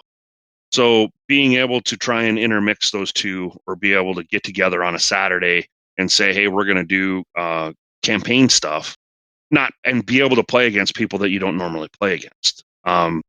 That's something else I'm trying to figure out how to get done. So one of the big things for events is, one, make sure as much information as you can get out there is out there and findable. and then repeat that process. I mean, it is the worst when someone shows up to an event. They're like, well, I didn't see this. And you're like, well, we literally posted it everywhere we could possibly do. And yeah, that's how we do it.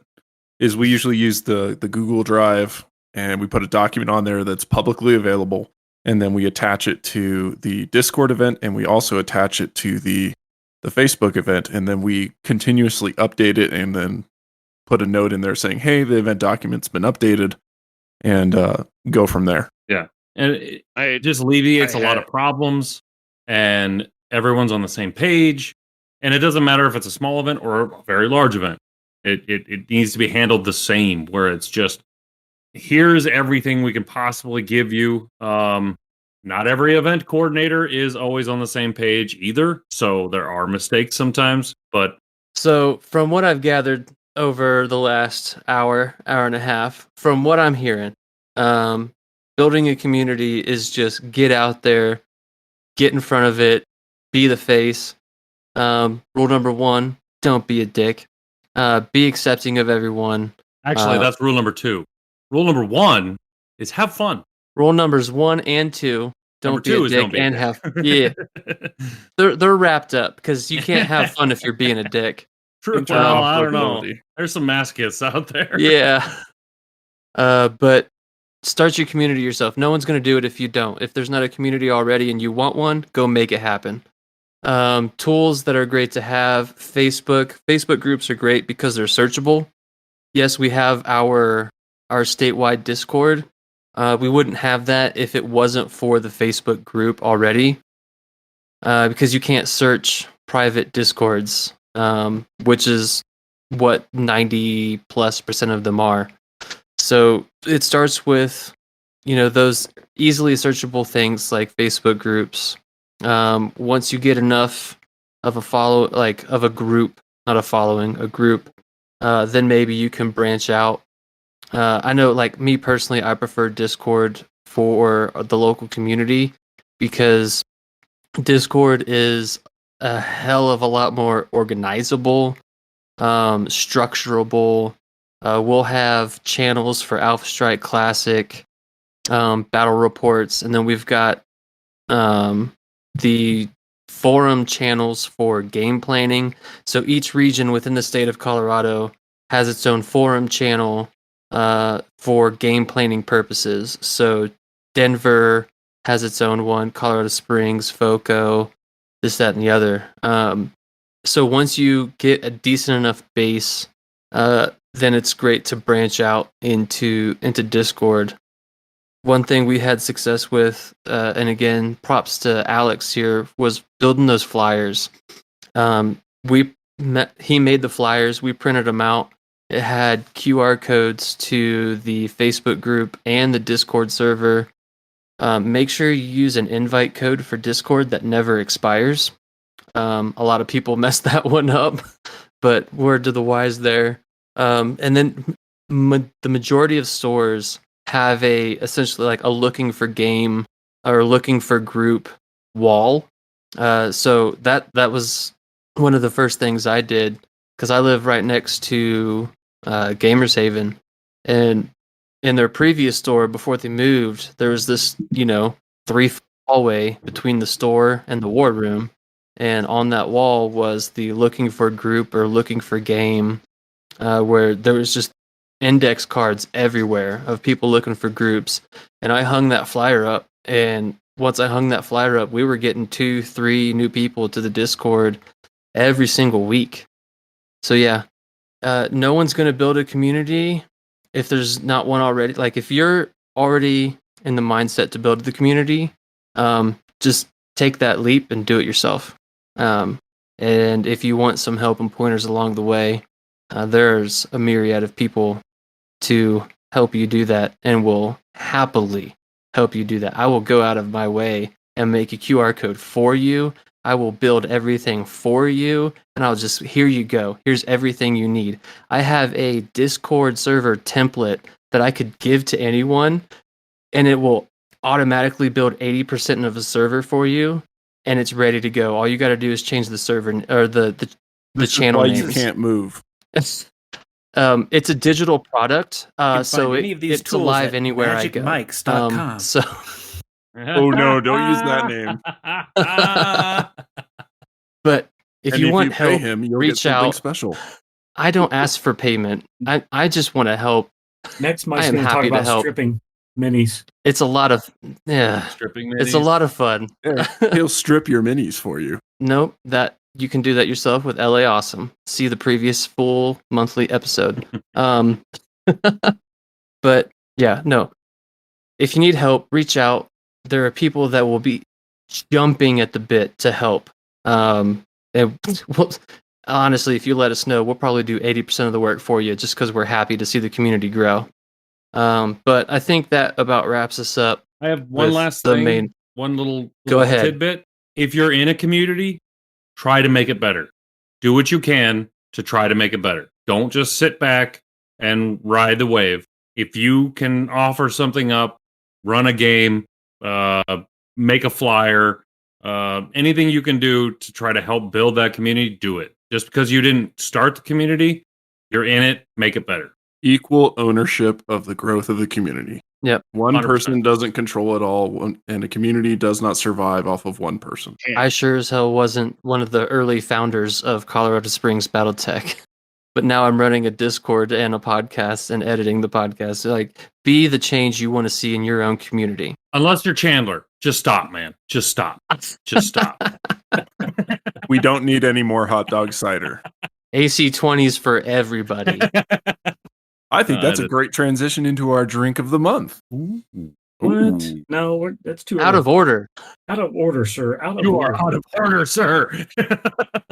Damn it! This is Strike why you're not move driving to today. Private counsel. Sweet. Give me All right. that counseling sheet. I'll sign that shit. Here's your Objection. 4856. Done. All right. Well, I think that wraps us up for the main metal and community building. Due to our special guest, our S2 Intel brief of the month, Ben, is the Wolf's Dragoons. Take it away, Ben. Oh, snap. All right, this month's S2 brief is on the Wolf's Dragoons. Slide. Next slide. The Dragoons began their origin as reconnaissance in force by the clans in preparation of the invasion. Good Lord. The two main competing political factions within the clans, Wardens and Crusaders, settled on a compromise, and the 5 regiments were formed with James and Joshua Wolf, 2 freeborn brothers and warriors of Clan Wolf, placed in command. They arrived in the Inner Sphere in 3005 and were immediately employed by the Federated Sons despite their mysterious origins. For the next few decades, they worked for each of the great houses with varying degrees of success. While working for the Capella Confederation, the Dragoons were loaned to Anton Merrick to assist him in winning the Captain Generalcy of the Free Worlds League. After Anton realized he was going to lose, he attempted to hold the Dragoon dependents hostage to force the Dragoons to do his bidding. Joshua Wolf and several Dragoon dependents were taken hostage and killed by Anton Merrick, which sent them on a path of revenge against their employer. That would be the Dragoons getting revenge. Despite their successful attack against Anton Merrick, they were offered employment with the Free Worlds League to conduct raiding along the Lyrian Commonwealth border. They conducted a deep strike against Hesperus II and were narrowly defeated by Hessen's Hotheads and the Hanson's Rough Riders. They worked briefly for the Lyrian Commonwealth from 3020 to 3022 and abruptly ended their contract to begin employment with the Draconis Combine. Due to mysterious reasons, we don't know why they ended their contract, but we can speculate. While working for the Draconis Combine in the lead up to the Fourth Succession War, the Dragoons faced many challenges, culminating in a blood feud with Takashi Kurita that peaked on the World of Misery. Seeking a safe haven, Hans Davian offered the Dragoons the World of Outreach as a home base, free and clear of any loyalties to any great house, if the Dragoons would hold the Fed Sun's borders during the Fourth Succession War while Hans gutted the Capellan Confederation. During their early recon years, the Dragoons sent reports back to the clans on the state of the Inner Sphere. As time passed, those reports became more infrequent and finally stopped after their clan orders were altered by the competing political factions within the clans. Dragoon orders were to prepare the Inner Sphere for the invasion. The Dragoons would only fight one battle during the initial invasion, and it was against Clan Smoke Jaguar and Clan Novacat on Luthien, capital of the Draconis Combine. After the battle for Luthien, Dragoons would make their origins known to the Inner Sphere and begin training the Great Houses in anti-clan tactics. During this period, the Dragoons would fight their own civil war, with the elder James Wolfe retaining command. One of the opening gambits of the Word of Blake Jihad was to destroy the Dragoons. In October 3067, a mismatched force of mercenaries led by the Waco Rangers attacked the Dragoons' home planet of outreach and killed Jamie Wolfe in a fierce battle. Ultimately, the Dragoons would prevail over their fellow mercenaries, but the survivors would be subjected to orbital and nuclear bombardment from the Blakist forces. In the aftermath, the Allied Mercenary Command would ramp up around the core surviving elements of the Dragoons and take the fight back to the Word of Blake, culminating with the last of the Dragoon elements attacking Mars against heavy resistance. The remnants of the Dragoons would be rescued by Clan Wolf in exile.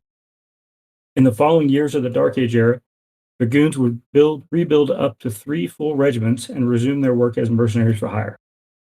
The Dragoons were instrumental to Alaric Ward's plans to invade Terra and become the Ill Clan. Tugging on their ancestral ties to the clans, they were persuaded to abandon their contract with the Dragonis Combine and be part of the invasion force, with implied promises that they would be returning to their roots as members of Clan Wolf. During the invasion of Terra, the Dragoons were held in reserve only to be let off the leash to attack the opposing Clan Jade Falcons to decide the fate of the Ill Clan ship.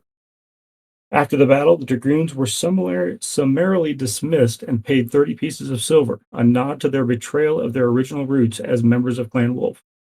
Our very own guests were canonized in this book. Enraged by the empty promises, the Dragoons would retreat to the Free Worlds League space and begin raiding the Wolf Empire in retaliation, while the Dragoons' leadership rebuilt the shattered unit. And that ends their brief history. Thoughts on that? Hey, I'm really interested in like their inception, because what a kick to the face. Like, you guys can go be scouts, but you have to be mercenaries for every house. I'm like, well, that sucks for a clan warrior to do, right? Gross. And they despise mercenaries?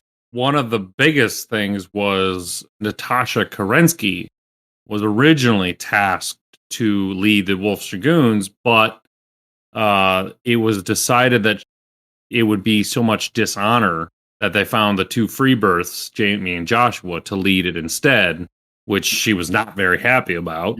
Hence the fiery redhead attitude that she has throughout the history of the Wolf's Dragoons.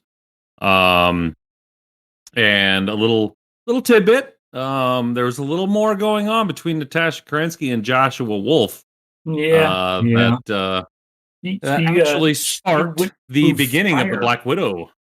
Yeah. Actually, beginning of the Black Widow Company. Yeah, that was their first engagement, was going after Anton Merrick through that fiery forest. Yep. All right, so I got a trivia question for Ben and Aaron.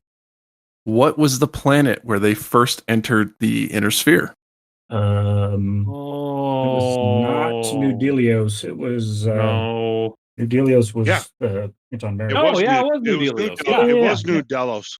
It was New Delos. Yeah. Nope. It wasn't New Delos. It was Delos 4. Wow. Okay. Fine. On this podcast. I do have a fact check that the Wolf's Dragoons actually made themselves known to the greater houses before the battle. Luthien. Yeah, before Luthien they did. Before. In a very unorthodox meeting of literally all the great houses. Yeah. That was I mean, if the clans had had a good intel community, they would have known this was happening and just come in and orbitally bombarded that whole planet. You mean outreach. maybe not have used Comstar as their intel community? So that's a big bugaboo with me, is like, couldn't you have just sent spies? Couldn't you sent a couple of watch guys? It's honorable to the Inner Sphere. I mean, they're watch. They You had the would watch. think. Yeah. Well, But I don't know. Watch, Did the watch? the watch didn't get created until they came in. They didn't really come about. Yeah. I think an 8-foot tall elemental might stand out a little bit in 3025. Well, I think it wasn't Or a the weird Jade Falcon, buggy-eyed Elias aerospace Crishell. He pilot. was the one that kind of pushed. Crenshaw was the watch. first one who started it. Yep. Yeah, Yeah. that's right. You're right.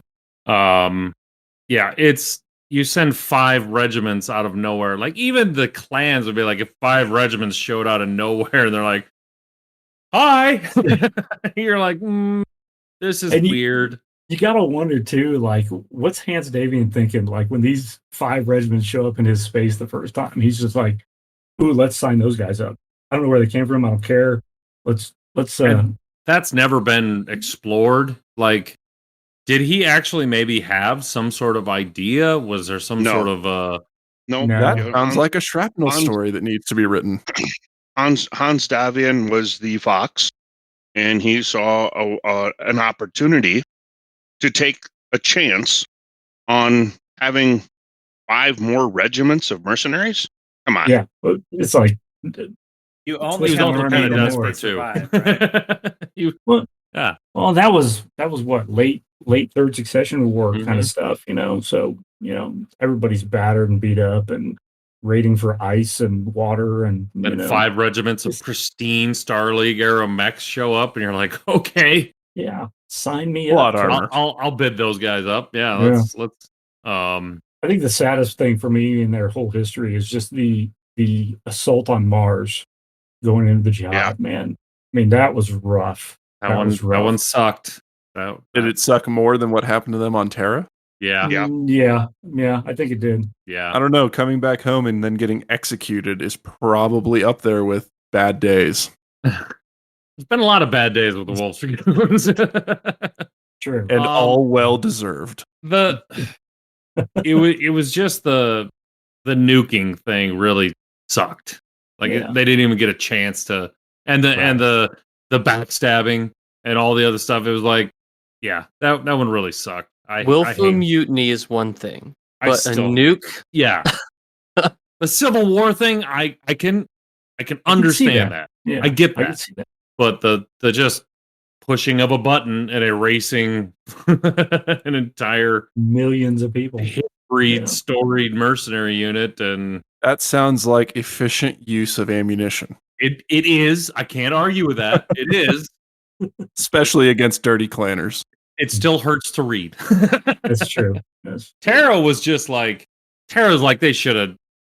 It's summed up in the later books where it's like when Brubaker gets his talking to. It's like, dude, what were you thinking? Right. Like that was just incompetency. Yeah. Here's the Or gun. Do what blackmail. you know it's right. That was a black- great scene, by the way. Yeah. It was. Yeah. Yeah. Don't bring that up to Andrew though. Ooh. The thing that I feel people kind of struggle with in understanding a fundamental aspect of the Dragoons is clan society and where they came from, and then being in the inner sphere and having to be insular, meaning you could really only, it really came down to you counting the guy to the left and to the right. There wasn't an opportunity to, and which is why they did orphans, right? They went and grabbed orphans because they didn't have any preconceived notions of nation or had reliance or ties to anything else. They were able to indoctrinate those children into what they needed them to be, which is Dragoons first, foremost, and always. Well, you look at, a great example of that, Aaron or Andrew. You son of a bitch. That's Damn it, you beat me to it. God. Wait, there's 2 different people in here? Now Ben Every wins Charles' fucking bet. time. No, but a really good example of that is in Wolves on the Border, where who is it? The Shadowhawk pilot, Declan or Frazier. Frazier, Deacon yeah, Frazier. Deacon Frazier, where he's kind of like looking at the outside. He's on the outside of the Dragoons, but he's in the Dragoons, kind of just going, "Wait, what are we doing? What's this Selah thing you guys are talking about?" And Well, remember for him, the interesting thing that played with that story is that he went from a lance commander to a company commander and never went through that. There was a part of that story where there were classes or there was a briefing that when you got to a certain rank within the Dragoons, that you were let in on the secret. You were let in on, this is where we came from. These are some of our, more hidden traditions and Oathmaster and Selah and Bargain Well, and I mean a lot of those clan terminologies and cultural type things, because of where they were and what was happening. He advanced up the ladder so fast that he never got his indoctrination, if you want to call it that, or whatever. But I think that'd be a fantastic shrapnel story. Is some dude getting that briefing? That would be a good one. That would be really cool. It would just be I think kind of hard to. Yeah.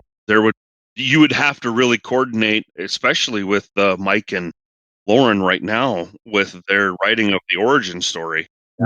Making sure that they were doing that. Yeah. Making that. I imagine it's like some like HR Mr. Mackey type. He's like, we're actually from Clan Space, okay? Half the games were born in Thebes, okay? So like, we're just scraped off the floor, okay? Genetically, if you could just be okay with that, Then Natasha Kerensky comes busting in there. He's like, "Shut up! This is what's going on."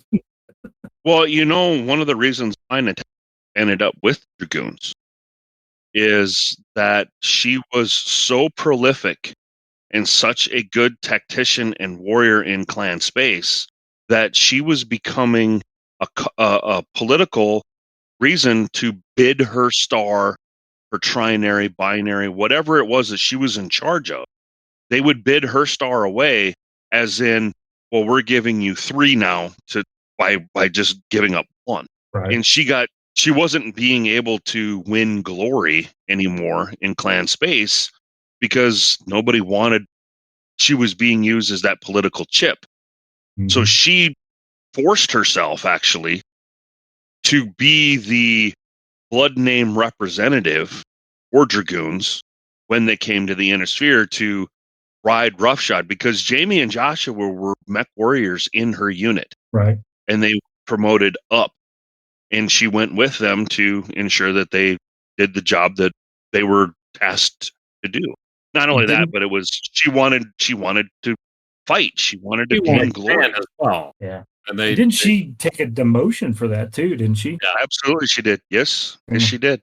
But that's why when you read the story Hector, when they were on Hesperus, and they have a scene where a captain, Natasha Kerensky as a captain walks in and kind of gives Jamie a what for in that story. Right. And it was told from the point of view of that Marauder 2 pilot. He was able Alpha Company. He was the company commander. I forget what his name is. He was kind of his point of view for the story. Anyway, he was kind of taken aback. He's like, who the hell is this company commander coming in here talking to Jamie that way? Right. But that was her role. That's why she was able to do what she did. Cool. Good discussion. The TO&E for the Wolf Dragoons, at their height, the Dragoons consisted of 5 battle mech regiments and supporting units, plus 6 warships and several jump ships to transport the unit. At one point, they even owned and operated a mobile space station that produced battle mechs. They controlled the planet Outreach and produced their own combat vehicles, battle armor suits, and mechs for many years. Currently, the Dragoons are able to field 6 battalions of combat equipment and are rebuilding amidst the chaos caused by the Ilklan battle. And colors historically. What's it? Where'd you get the information of 6? You had 6 companies. I think that was 6 battalions. 6 battalions. Yeah, 6 battalions of combat equipment. It's probably 6 mech battalions, but I mean between what? Zeta, Gamma, Epsilon. Epsilon. So Alpha in Civil War era, Alpha was 2 battalions with a training battalion attached. Mm-hmm. Gamma was a line regiment, and that had 3, if I understand correctly, it had 3 battalions. And then you had the striker battalions, and I believe there were 4 striker battalions. Right. Well, Tarantula. The tarantulas wolf and the spiders. Spiders, and I know our Wolves talk about and they took 80% losses on Terra. Oh yeah. So I believe at the end of Redemption Rights, it's Zeta, Epsilon is being rebuilt or reformed. Right. There was Gamma. There's 1 battalion of Delta and 2 battalions of Epsilon in training. You had Zeta out, and I believe one or two of the striker battalions came out. Wolfsbane is gone. Relatively intact. Yeah, I want to say Tarantula's tarantulas still are there. Tarantula and wolf Yeah. spiders, I think, are still around. Yeah. But they also mention in the book that there's a lot more equipment than they have people right now. Yes. Yeah. Yes. Yeah. That's why they're raiding. See, Mike, I've read a book. The wolf Have you? empire. Or did you listen to it? The best. It's not on audiobook, so I read it. And it's the best slap in the face to Alaric Wolf in the world. So Yeah. it is. Whoever came up with that idea, seriously, hats off. That was, did not see that coming. That was spectacular. Great. Like, The resurrection. Really? The resurrection and rebirth of Zeta and that entire delivery to her as the new commander of Zeta was, oh my god, like that was fucking beautiful. That was dude. really good. Yeah, but Oh my god. they're fighting Kinda the made hair- leftovers of Clan Wolf. Hair in your arm stand up. Yep. Yeah. Yeah. I'm sorry, but when Clan Wolf actually comes out of the out of Terra, they are going to smack the living crap out of the Wolf's what? Dragoon. With what? Dude, I we're don't now have like anything. 2 years. We're now like 2 years into Ill Clan Wolf, and they haven't done shit. They're still on the planet. Yeah. They're just Yeah. like, but while I don't everyone think else is things- out there, They've been breeding wreaking babies. havoc, Zeta's out I there don't- demolishing shit. Like, Wolf's Dragoons aren't even going to I touch don't them. think things are going well for Clan Wolf. I don't. No. no, The Capella Confederation is going to lay the hammer down on Alaric Wolf. the only reason the clans and all clans on Terra aren't obliterated yet by the Capella Confederation is because They're still running the fortress wall. the wall is still up. That is the But- only reason. So here's what I think can it's see because the happening. Capellans are being too sneaky. I think they're going to Blasted. drop the fortress wall, let half of the Capellan Confederation in, throw it back up, and crush the other half. And then Daoshin's going to get beheaded or whatever. I don't know, man.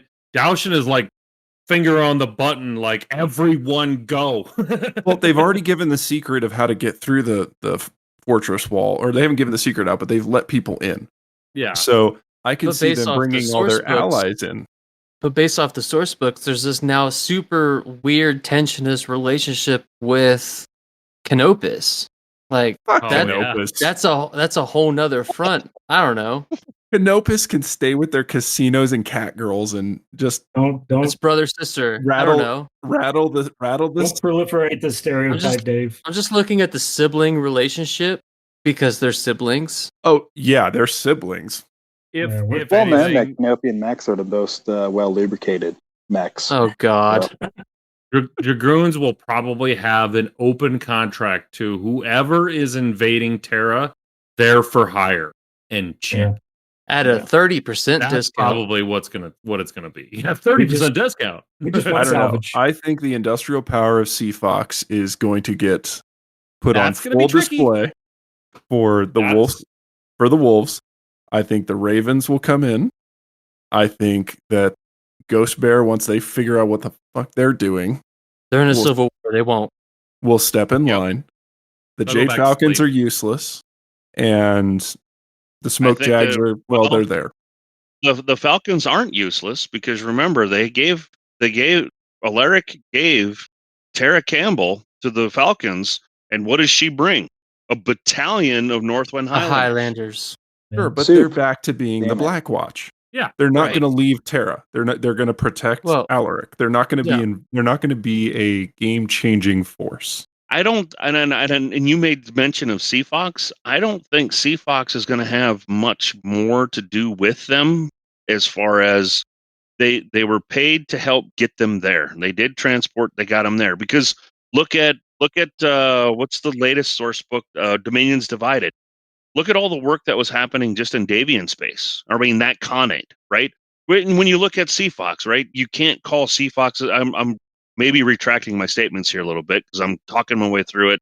Each Khanate has a sphere of influence, right? Mm-hmm. So when you talk about Sea Fox, you can't talk about Sea Fox as a whole because each of the Khanates kind of work independently of each other. But they And it are seems still like clan. there's actually, but they actually have a competition between them as well. Yeah. I We'll see. think we're in for a clan intersphere versus clan intersphere versus it's just going to be all out hell. Let's just hope it everywhere. all The goes to lore, hell. the lore over the next 5 to 10 years is going to be mwah. fucking amazing. It's The so good. Sea Foxes are going to go wherever the money is. I'm really looking forward to the story between the Star League Falcons and the Occupation Zone Falcons. But just all of it. It is an open powder keg. It's all going to be great. Also, remember that Smoke Jaguars are back now as well.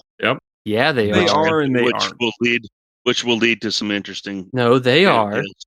They are. It's going to take time, more time for them to reconstitute than it will even the Falcons. Not with all the super heavies. They may be in a probationary status. However, the more other clans hold out, the faster they get elevated to full-fledged clan for voting rights to help Alaric out. You heard it here first. And then I when really- all else is going terrible, the home world show up. Mhm. Yeah. Oh my God. Yes. Let's not start I'm that. really hoping that horses get some comeuppance and actually get some limelight. Dave, They have been, in my opinion, kind of the heel of the story a couple of different times where they're a clan. They wouldn't do some of the things consistently always that they've been doing the last couple of stories. I'd like to see them have their limelight, kind of like what the Capellans are right now. We're not changing the slogan to Justice for Well, Hell's Horses. even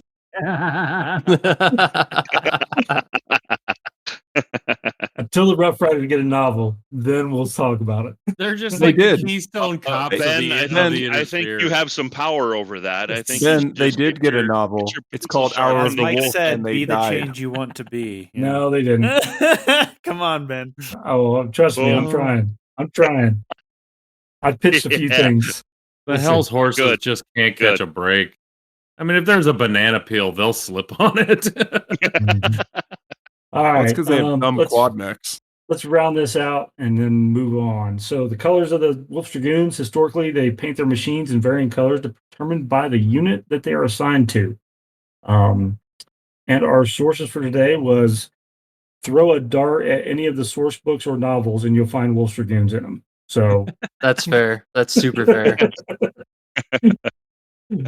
all right. Mike, Literally back to you, all buddy. of it. All of it. All right, so that wraps us up for our S2 Intel brief, and that will roll us directly into the BattleTech Drink of the Month with your Master of Spirits, Ben. Take it away, Ben.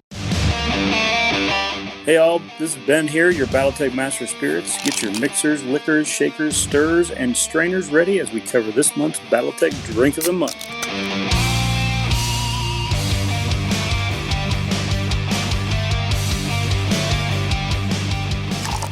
All right, folks, this month's BattleTech Drink of the Month is in honor of our guest again, the Alpha Strike. To make the Alpha Strike, you mix together in proportion of available stock all the alcohol types on hand. Serve over ice in a glass large enough that 3 consecutive Alpha Strikes will cause temporary shutdown. Enjoy. Like instant blindness. Death. It sounds terrible. This is bad. Wait, Ben, did you actually try this? Oh, I did, but I Fucking only have love it. bourbon. I did, but I only have bourbon on hand, so it was kind of Oh, that's a cop out. You I bitch. love it. Nope, that is pure Wolfnet style right there. All right, Ben, the next time you come over to my house, I'm going to buy some alcohol just for you. That I'll bring my own actually bottles, bro. I'll actually just grab brings up like a very 5 very, shooters. fond and traumatic life story for me. In Iowa State University, there's a bar called Patty's, and if you want to be a bar back there, you work a Friday or it's mostly a Saturday night, and then to get indoctrinated into the little Patty's group, they take the bar towel Nice. and they squeeze it into a shot, Hell yeah, they do. and you throw that baby down. Oh, And Talk about every alcohol in the cabinet being on that bar towel. Brings a whole new Along meaning with to maybe trash some can. puke. And back in the day, you could smoke in there, so there's some ashes and all of those. Oh, it was bad. Full flavor, really baby. bad. Oh, That's gross. Andrew, did you hear what the shot was? I'm assuming he's going to say. Yeah, I heard it. I heard it. I read it. I saw you were it. up there making it. I will say No, for a Krull's liquor cabinet, that's a lot. That could be a lot. Yeah. that's a dab of a when lot I of had- stuff. When I had liquor still in the house, that would have been nasty. Yeah. Yeah. Oh, So- little side note, Andrew. The wife had margarita mix that wasn't already the pre-margarita mix, so I went out and got a bottle of Hornitos. Nice. How good was that? It was really good. So Really good. Little Awesome. story, I thought I would little have quick story- traumatic. Little quick I thought I'd have traumatic flashbacks, but no, it was pretty little good. quick story on that. So when we were at Adepticon, Brent reached out to us and he's like, I'm flying in. I can't get liquor. You guys need to bring liquor. I'm like, all right, fine. What do you want? He's like, get Hornitos tequila. I'm not usually a big tequila person. This was some of the smoothest tequila I've ever drank. We found a quiet place. We sat down, and the three of us, we drank that bottle Thursday night. Oof. I woke up with no hangover, no side effects. I can't say the same thing for Aaron. I didn't have a hangover, but it was just kind of like a grogginess. But he doesn't was- remember drinking it. Brent and I were drinking very- out of like shot very glasses good. like this. Andrew was drinking out of shot glasses, but he kept up with us. But I can't Very say good. much for the rest of the night. A lot Good better night. than that LVO hangover. Oh, fuck that LVO hangover. Sensing a pattern, Aaron. A note to anyone hanging out with Mr. Brute. He drinks a lot. Yeah. Yes, yeah. he Well, does. He will partake in a bottle Oh, if yes. it is offered. You better will not drink bring that your man under drinking the table. shoes. No. Bring your No, you drinking won't. shoes when you're with Brute. Yeah. You will not win that fight. Nope. That man can you put might it want to down. bid some cases of water in that He's, one. he's a brute in every category. Oh my gosh. Mhm. Yeah, no, the LVO one was bad. That was pretty bad. But That's your drink of the month, fellas. Enjoy And that's your The Alpha BattleTech Strike. drink of the month. the Alpha I Strike. kind of want to try it. Whatever you got on hand. Bleh. Unfortunately, there's going to be some strawberry lemonade vodka and some watermelon vodka. Mm. I'm pretty sure there's an 8-year-old bottle of bourbon in there somewhere. Yes. Oof.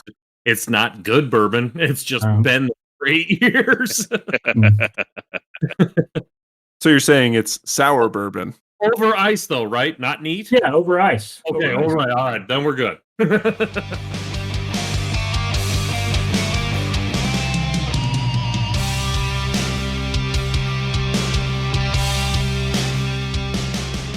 All right, so moving on.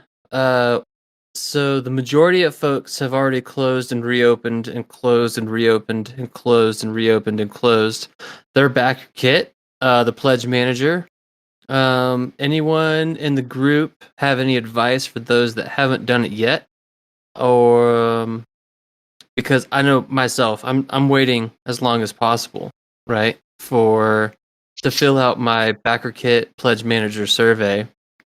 Because I know the gamut, right? Like you fill it out, super excited, and then you lock it out, and then 2 minutes later you're like, ah, shit, and then you're emailing to have it unlocked again to make changes. So yeah, I think so you hit the nail on the head. If you take your time, and then if you make a mistake, email them. well, or maybe wait a little longer because we've got till what, the end of June ish. I I don't wouldn't know. go any further than like the 15th of June. I'd probably already- want to lock it in. I already locked out mine. I made went through in one mistake- pass. I made mistakes I- and I locked it in. And I'm not going back. I wrote down all the force packs that I wanted, and then I went back after I got all the ones I wanted and got doubles of the ones that I wanted. Because We've they got the new stuff with the drop ships now too, right? the drop ships for a cause, What? right? Yeah. Yeah, Ben, you want to let them know? You don't know about these? Oh man, you guys are so unplugged from your community. Thanks for shaming us, Ben. I spent Shots a lot. fired. I got to give them some shit about something, you know. So yeah, there's a Union dropship, an Overlord dropship, and a Overlord C dropship available that are added. map scale. They were added yesterday, and from what I've seen is all the proceeds from the dropships go to pay for medical expenses for Iron Winds medals, which is a worthy cause. Okay. The office It is plans. Absolutely. Yes, It is a worthy cause, but the last dropship was crap. well, and they said I'm they've sorry. corrected that stuff because now these dropships are plastic as opposed to resin. They're resin. They are plastic. Okay, I was going to say because previously they were all resin. Yeah. Yeah, and they're map scale, so your diameter for your Union class is like 4 inches with a height of like 5. 1 hex and the 5 around it, or 6 around it. Yeah, I'm sure they're going to look cool.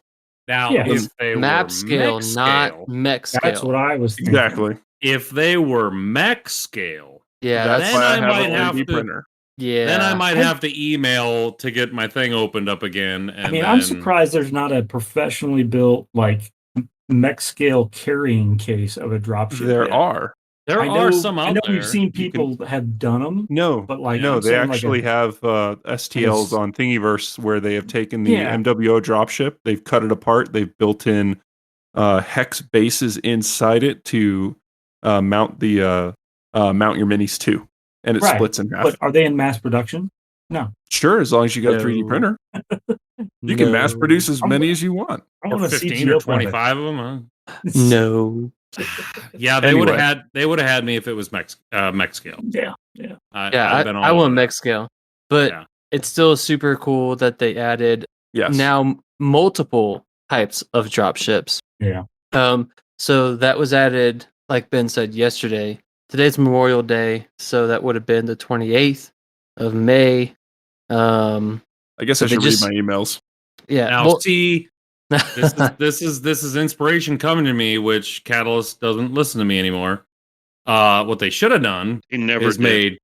made pink laser cut dice with the chevron only complete it to where it's a pink ribbon. Oh, that would have been cool. That would have been cool. Maybe you should have those produced from Maybe Chestic and sell them on Ares games and maybe- miniatures. Maybe I better talk to my guy or Andrew. Be the change you want to see in Be the the change you wanna community, be. Aaron. I think instead of pink dice with faction logos or something like that, that would have been freaking awesome. I'd have rolled those. Those are initiative rolling dice. I think those would be really cool in the liquid dice. That idea in the liquid dice would be really cool. Ooh. That'd be solid. Yeah. I totally passed on the liquid dice. You I thought know, they were too gimmicky. Is that worth messaging Making a phone call? right now? You may want to text. You may want to text him. That. I may want to text him on that one. All right, I'll throw him. He's on the East Coast, so he's still up. He's still up. And- He's fine. It's like 1 o'clock on the East Coast. For those listening, just keep in mind the backer, even if you've already closed out your backer kit, pledge manager stuff, they're going to open it back up so that they can confirm your shipping and stuff like that. So don't freak out. Yeah, Just a lot yet. of people are freaking out, trying to be like, "Oh my god, myriad of issues," because they've forgotten what happened 2 something. years ago. They're going to Don't open it worry. again. They haven't nailed down an actual distributor right yet. So once they do and they figure out shipping costs, everyone will unlock again, and then you'll get to make final adjustments, and then you'll actually be able to pay for shipping at that point, and it should be good to go. But if I remember right, for Clan Invasion, everyone's pledge manager was unlocked 3 times, and we're at the first for this one. Be patient, give it time. Any other thoughts on the backer kit? We good? Nope. All right, Dave, moving into news from the neighborhood. The raffle? What is that about? So for anyone hiding under a rock that hasn't seen our YouTube channel, we did put out a video where we are raffling. We're doing a fundraiser for our Patreon.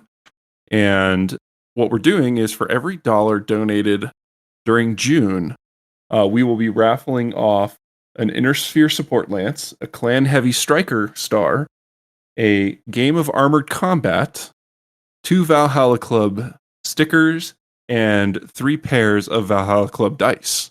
So, everything in our community is that when we throw an event, we use the Patreon to pay for prize support or to mitigate costs at the event or to pay for venue costs. So far, everything has been funded by about 12 of our community members. So big thank you to all of them. But we'd like to try and engage the rest of the community to see to raise some money so that we can make some of the upcoming events really special. Like I said, you can donate as little as a one-time $1 donation, or you can become a monthly donation starting at $3, and it goes up from there. None of this money goes to any of us here on the podcast. None of it is used for anything we do on the podcast. It is all going directly back into the community. So know that whatever money you put into the Patreon is going to go back to the Colorado community. It is not a podcast Patreon. No, at all. It is the Colorado BattleTech Patreon, and that is what it is for. We will be doing the drawing the first week of July because the Patreon charges everybody on July 1st. So whoever is on that billing cycle from June 1st to June 30th, it will be charged on July 1st. So as long as you show up on there, or if there's some special dispensation that you need, just reach out to us and let us know. We will put everyone's name into a raffle sheet and we will draw the winners. Right now, we will probably be drawing the winners on the weekend of, probably the weekend of the 8th. And that's when we will go ahead and pick the winners. If you are local, we will try and get them out to you personally. If you are one of our out-of-state folks that have donated to the Patreon, we super appreciate it. We will cover the shipping cost to get it out to you. I will caveat this and say, if you're international, we might have to come to a different arrangement because international shipping is very, very expensive. So we will figure something out. Anyway, that's the raffle. Please come out and show some support to your community. And if you haven't seen it yet, the video explaining the raffle is up on the newly instituted Valhalla Club YouTube channel. All right, so upcoming action.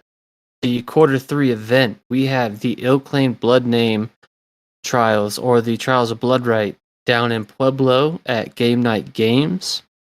You can get all the details for that in episode 9.5, which was released a couple days ago, where I interview Luke, who works at Game Night Games and is hosting the event. Is what it comes down to essentially is come on down to Pueblo. Will be a grand melee. From the grand melee, we'll branch out into one-on-one Trials of Bloodright matches, and there's going to be blood names for Jade Falcon, Wolf, and Smoke Jaguar up for grabs. In the Ill Clan era, it's going to be 55 PV as a cap for a singular mech. You'll see the details for all that in the Colorado BattleTech Facebook group and the Colorado BattleTech Discord. Links for all those things are, of course, in the description, show notes, whatever you want to call it. And he explains all that in our 9.5 Road to War episode. Later in August, we've got Tacticon, who is up to snuff on Tacticon. Right now, Tacticon is still very much in flux. So they do have a couple of events that they are talking about a lot. We just know that there will be a BattleTech presence at Tacticon, and that is going to be August 24th through the 27th in Denver. And then our follow-up in September, we have Battle for the Sphere 3, which right now, again, it's still in the planning process. We haven't released anything. We should start finalizing details around the end of June, mid-July, and we should start putting out some information on that. Right now, we are looking at either the 16th or the 23rd of September. A lot of that is going to depend on availability of the venue that we get and the folks running it. So we'll have more to you guys out there. So keep an eye on the Discord and keep an eye on the Facebook, and we'll put out more information as soon as we have it. All right. Anyone got any alibis before we move into shout-outs? Oh, actually, yeah, I have something to add. I'm looking to run a small Wolfnet 350 tournament here in Denver in June or July. It'll probably be Jihad era, and I'll put out details once I've picked out a weekend. It'll probably be a weekend match. John, if you can, I'd say shoot for July since we've got the Pueblo event in June. Yeah. Yeah, so just keep your eyes and ears open. I'll post details soon. Eyes peeled on the Discord. Yeah, thank you. All right. So do I get to talk about our events? Can I talk about our events? Oh, sure. Absolutely. No. We are going to be at Gen Con. Upcoming events for Wolfnet are upcoming events for our community, not just Wolfnet, our community, which includes you guys. So we're going to be at Gen Con, running a 2-day event. We got 48 players, which will be one of the biggest events we've done. A unique thing that we're trying here is we're doing a 2-day event. So you buy a ticket for Friday. You're automatically guaranteed to come back on Saturday. What we're going to do is we're going to play a 5-round 350 tournament on Friday. We're going to take the top 8 players of the 350, and on Saturday they're going to play a 3-round championship round to crown the first Gen Con AS 350 winner. And for everyone who didn't make the top cut, we will have tables set up, and we will be running a doubles tournament that you can come and participate in. So if you buy a ticket for Friday, you're guaranteed 2 days of gaming. So that's that. I think we got 23 tickets left. So get those tickets bought. Come see us. Yep. Nice. August 18th, I'm going to be in La Crosse, Wisconsin for CooleyCon. We're running a 32-person event there. It's sounding more and more like September 1st through the 4th. Aaron and I are going to be in LA for StrategicCon. We'll be running a 350 event for that convention.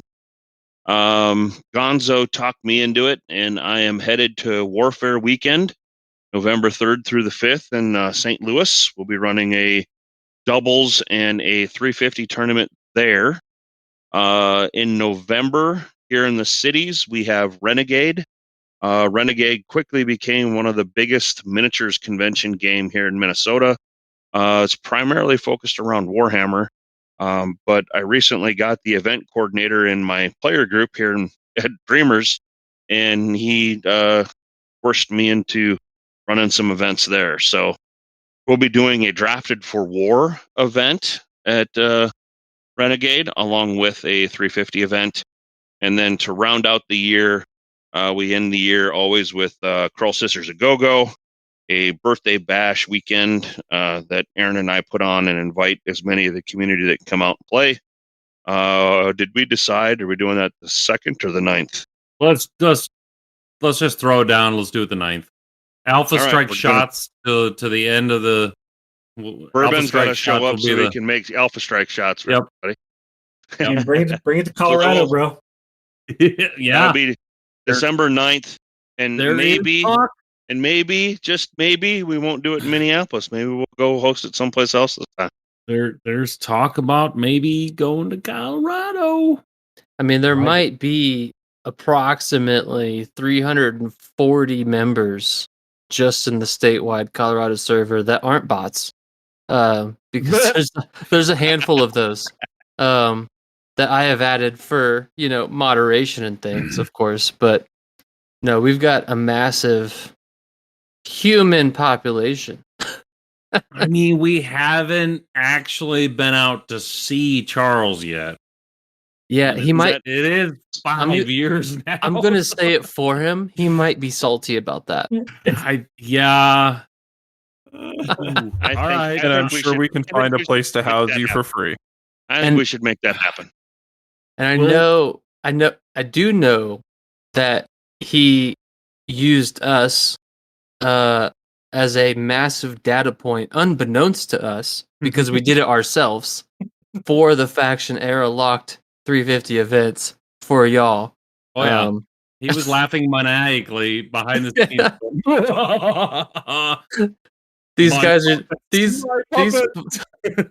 These guys are doing exactly what I wanted, and they didn't even know it. Yeah, that might have to be. I mean, going to Denver in December is not really not too much of a weather shock for us. So yeah, I'll bring my long underwear. And we got all the terrain. And my the mountains cabinet. are pretty. I like that idea the best. You guys got all the terrain. You got to ship it. That means all we're gonna do is buy a plane ticket or drive or something like that. That's easy. Ayo. I would say I'm pretty sure we could put together at least 20 tables. Holy shit! All right. Oh, between the northern stuff and the southern community, yeah, we have so much stuff to the point we ran simultaneous Battle for the Sphere 2 event, northern and southern, on the exact same day, and had a massive turnout. Yeah. Is it wrong to say that I have that at my house? Well, it looks like you have a big house, so it is wrong. Do that yes, it is wrong. It is wrong. All right. I can't really say much. I've got it all out in my garage, so I have it everywhere. That could be a fun road trip. I mean, pile everybody in Minneapolis, and I think we should just do this. I was really surprised at the number of people that are going to St. Louis for Warfare when I said we were going. All of a sudden, there's like 8 of them going to that one too. So, well, we could easily combine. If you're talking about December, we could easily combine the Krull Sisters a Go-Go into the Golden Derby. Can you do it the 9th? I think that's when they were going to do it anyway. I will have to take a look at my drill schedule. So maybe you don't have to be there. That's true. As the champ, you don't have to be there. I could probably go in on Friday, and then Friday and Saturday, and then be done. So you're a major, for Christ's sake. You can do whatever you want. You're a field grade, man. You make the rules. Yeah, nobody knows. Yeah, when but you're I'm actually gonna have soldiers this time. I'm going back to a unit where I'm gonna have soldiers. So, hey man, if you tell them to fuck off, they'll fuck off, bro. I'm telling you, like from personal experience, I will know. They will fuck right off, bro. Pretty sure they like options. Yeah.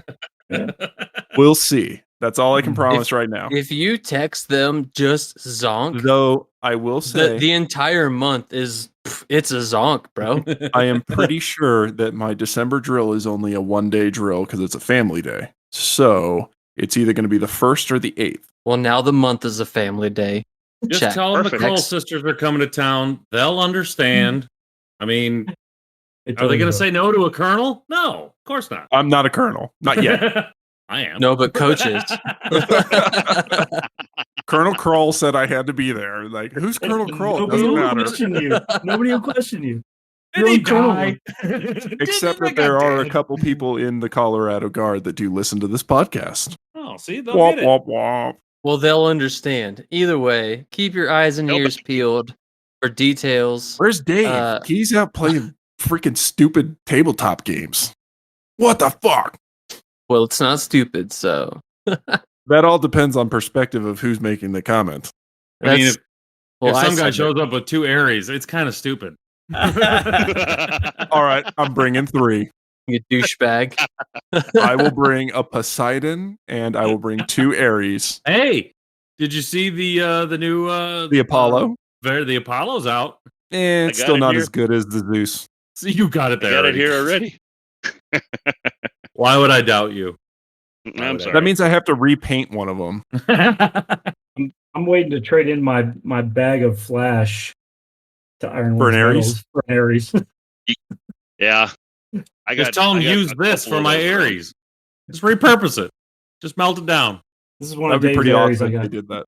All right, so that's it You for take that upcoming action, and keep your eyes and ears peeled for maybe some developments in the future as to where some WolfNet events might be happening. All right, let's move it on into shout outs. Again, going from top to bottom in my video feed. So we're starting with Ben. Shout outs. Get it. Oh, snap. You don't let the guests go first? No, guests are last so we remember it. Oh, that's true. All right. Oh. I think he's saying you're forgettable. Since I might be. today, since we're recording on a day that's kind of special in the military communities, I just want to give a shout out to all the Gold Star families out there that have lost a loved one or something like that. And you're in our thoughts as serving military members for those we have lost in our own units. So just keep that in mind. That's my shout out. It's a good one. All right. That was a good Yeah. one. Moving on to Dave. Go ahead. How am I supposed to follow that? Carefully. Seriously. Red light. I mean, way to take the thunder, Ben. I mean, Somebody was geez. gonna take Okay. it. All right, fair enough. I didn't mean to Why bring not down let him the go mood either. first? Well, then I guess I'll shout out another one of our military members, Rick, for kicking my ass and destroying both of my Aries on the table. Good job, Rick. Well done. All right. All right, Matt. Hello, Matt. I'd like to shout out Matt's microphone for being on mute while he's talking Maybe- into it. Maybe Classic shout out Matt's chair for getting him to go to sleep. What is it from Fight Club? I am Matt's dilapidated microphone. Oh, yeah. There you go. Nice. I am Matt's blinking red light on his you hear me microphone now? telling him I'm on mute. Okay, it There was we there. go. Hey. I was like, Shout outs, Matt. Man. I got the John treatment tonight. So yeah, a ditto to Ben's. Shout out. Did you have to pay extra for that? No, never extra. I guess I'll just shout out especially the Fort Collins community, BattleTech community. It's been great to kind of build that community up there and just be with the guys, especially Josh, Ian, and Lauren. Those have kind of been the real dedicated guys that have come week in and week out to play BattleTech with me, and really enjoyed living up there and getting to know a lot of the guys up north. And just everyone in the BattleTech community. Now I'll be down in Gunnison, kind of slightly isolated, and I'm sure I'm going to miss it. But it's just been great to get to know people and play games. And I could just name names all the time, for a long time. But it's just been great to see the community grow, but also for myself, just to get to know lots of great people and lots of great players. So I'll leave it at that. All right, John, you're up. I'm also shouting out Rick, but for Dip to Tip Wednesdays, which have gotten me out of my painting Dip the slump. tip. Okay. Dip the Tip Wednesdays. Coach didn't baby. know what you were talking about for a minute John. I'll have to actually paint mix next time. I know Better what play you're talking video about games. there, buddy. Just Whoa. for your All you need to edification, know is I was in the Navy, buddy. You're all Aaron, good. we've got a Wednesday night get together on the Valhalla Club podcast where everybody just gets together and paints and talks trash the whole time. So Or play Mech Warrior 5. or play Mech Warrior 5. Just a bunch of brush lickers, huh? That's it. That's it. I will say, ever since Rick started Dip the Tip Wednesdays, which might be transitioning to Thursdays or Tuesdays, he's gonna do like a poll and figure it out. But either way, ever since he started it 2 weeks ago. There's been a lot of pile of shame diminishing over the last 2 weeks, and he caused that. Yeah, right. I was gonna start a so painting with Coach YouTube night. I was just gonna abuse airbrush and contrast paints. Half an hour show, really easy. Base, contrast, cockpit. Speed paint for the win. All right. For me, my shout out is going to be Luke down in Pueblo for running the Q3 event down there in the Colorado community, this Trial of Blood Right. I'm planning on coming down, planning on bringing the kiddo.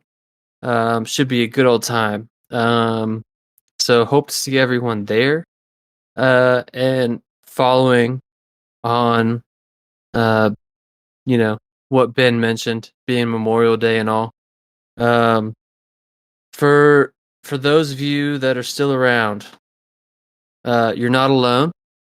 If you need someone to talk to, I and many others are here. You can give me a call. You can give me a text.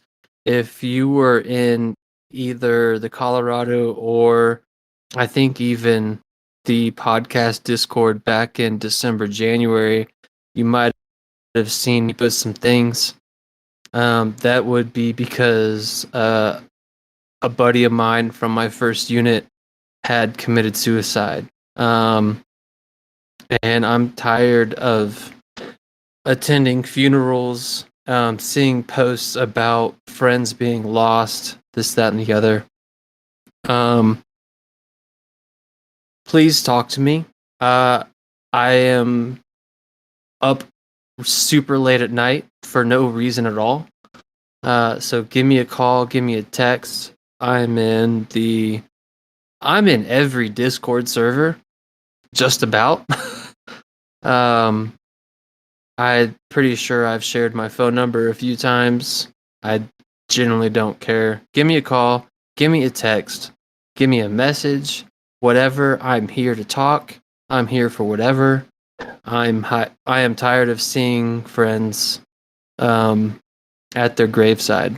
You're not alone. I'm here for you. Please reach out. It's you're not in the fight alone. But that's what I got. Passing it off to our guests. Again, going top to bottom on my video screen. We'll start with Andrew. Give us your shout outs. All right, I'll keep it small. Usually on mine it's a book, but we'll keep it short tonight. I want to shout out Steve Lesky.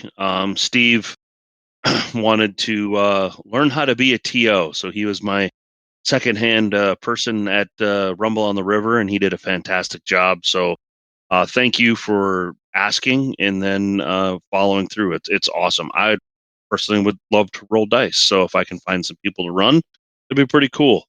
I want to shout out Sean Goolsby for coming out to Rumble on the River and doing the casting of events. He fought through some wireless issues, but I think that was well received. I think we had quite a few people right before we had the wireless issues. I'm going to shout out Dakota.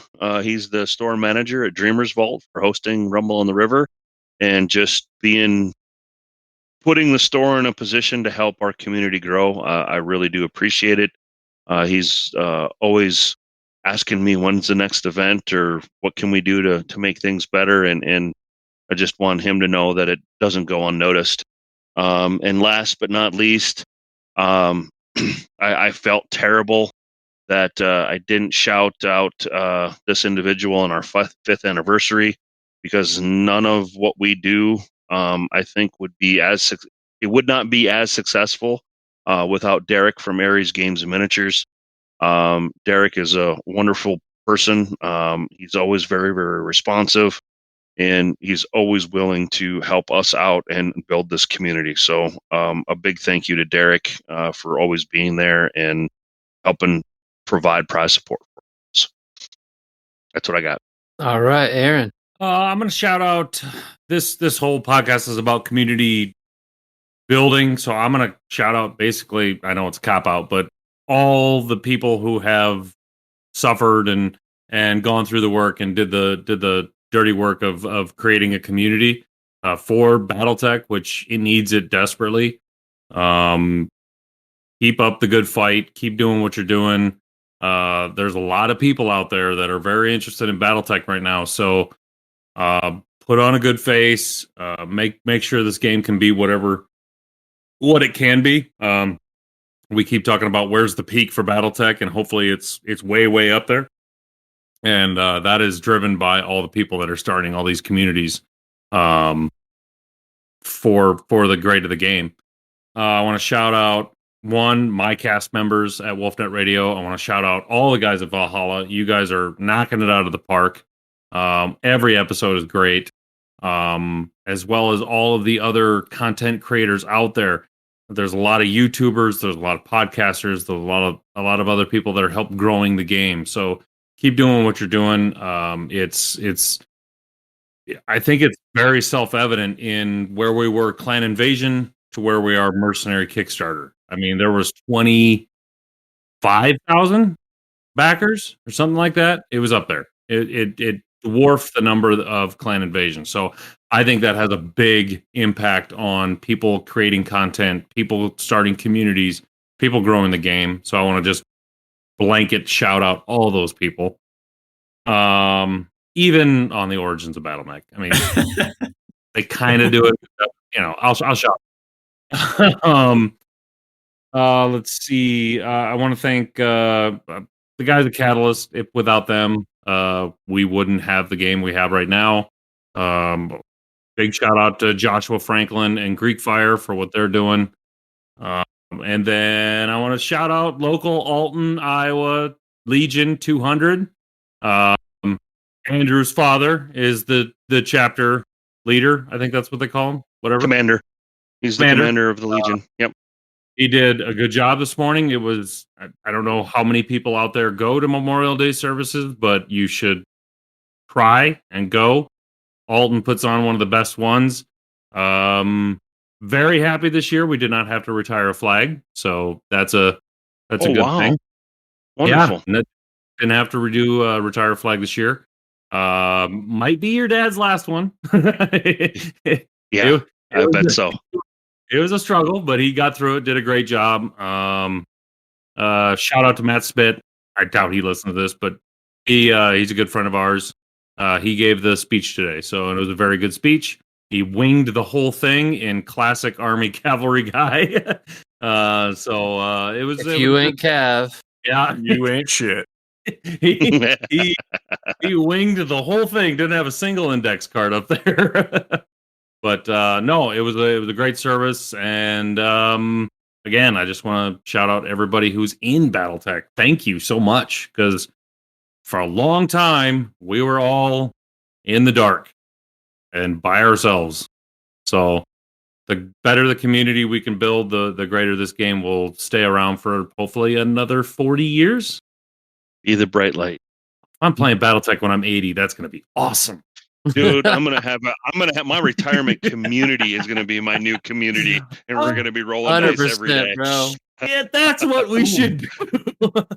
We all just need to retire to that one really swanky place in Florida. Hell with the yeah! golf carts that retirement community, I love it. Well, me and Rick are gonna be up in Anchorage, Alaska, but like y'all do you Solid no. in Orlando. You know, Speaking of retirement communities, not we know you're really. getting close, Ben. We know. Are you once okay? around, for you. I'm going to shout out the MHQ YouTube channel, which yeah. is Florida a boys. new Yeah. content creation by Ron Baker, Bradley Prophet, and Jose Suarez down there in Florida. So definitely give them a look. the Florida gang is up on the YouTube. Florida gang is here. Jose messaged me earlier, and I might be able to get this out in time. But the next episode of the Mech HQ podcast should be on. Let me pull it up real fast. Noon Yeah, Wednesday. noon Wednesday. Yeah, Wednesday, 31st. the 31st. Yep, at noon. So Eastern Standard Time. Not Mech HQ. MHQ. Yep. Oh, my bad. MHQ. Yep. So, wife works tomorrow. I'll be bored. So, this should be hopefully published tomorrow on the 30th. Hey, We'll Aaron, see what you see their happens. turnaround time? You see what their turnaround time is? So wait, does that mean we're gonna have 3 episodes out before one Whoa. episode of Wolfnet? Shots fired. I will and submit. I got a doubles list that Mike Mike edited from Tommy. I can throw that out tomorrow. I've got two audio Tommy podcasts that I've already edited I think one of them are out, and I've got a video. Two. One video. I think it's one. One video from Tommy edited, waiting to go. I've already gave it back to him like a week ago. I'm slacking. I'll be the first to admit it. I'm ashamed, just like all you guys are. You just stop drinking those Alpha Strikes and start drinking some man. coffee. Maybe Tommy, should start drinking more. I guess Tommy just started to come into me and be like, "Hey, for my singular things, can you edit my shit?" He definitely took that to heart. And he knew better to ask me. That was a good thing. 'Cause I'm like, he asked me, enough. and I was like, "Yeah, bro, I got you." So yeah, I've now edited 3 Tommy Talks Tactics or whatever it's called, audio only, List and then builder episodes. and then a video list builder episode in the past month. And I mentioned to him, I was like, "Hey, the podcast part of it is great, but if we could throw a YouTube video so people can actually watch you fill the list, I think that will resonate." Before we a lot lose more. you guys, just want to say thank you guys for coming on the podcast. Our awesome guests, and Thank you for having us. This was a lot of fun. Thank you. Yeah. Thanks for Thank joining you, us Aaron, on the for Valhalla wearing the Club. Wolf's Dragoon. What Thank was you, Aaron, that? for wearing the Wolf's Dragoon T-shirt, and thank you, Andrew, for wearing the Muscle T-shirt. That's on purpose. I can see it. I can see it. I know a genuine Andrew Aaron mix up when I see one. It was totally Ben genuine. Ben did it. You tried too hard. Andrew doesn't have any muscles. There might be some outside influences from someone on your crew. Oh, that could be. Who might be local? That's That could fair. be. That's fair. And might have made a bet to us. But that should wrap us up for episode 10. Episode 10, y'all. We're now double digits of the Valhalla Club podcast. Thanks for joining us today. last And call. that's going to be last call. Last call. Or alcohol.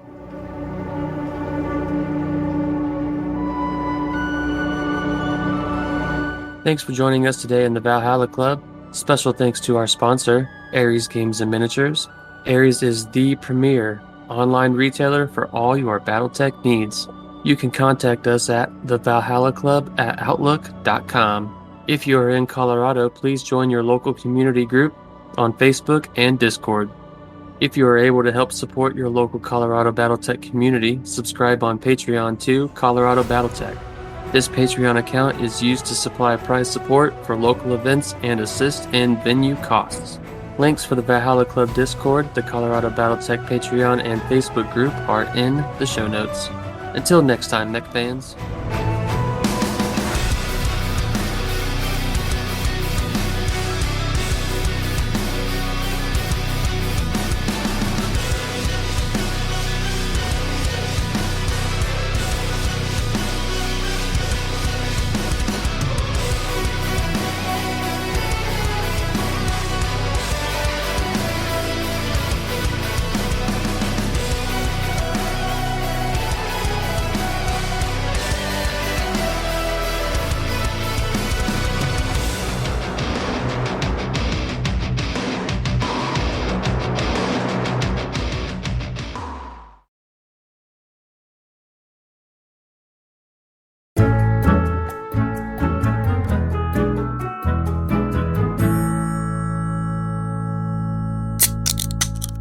Not every event coordinator is always on the same page either, so there are mistakes sometimes.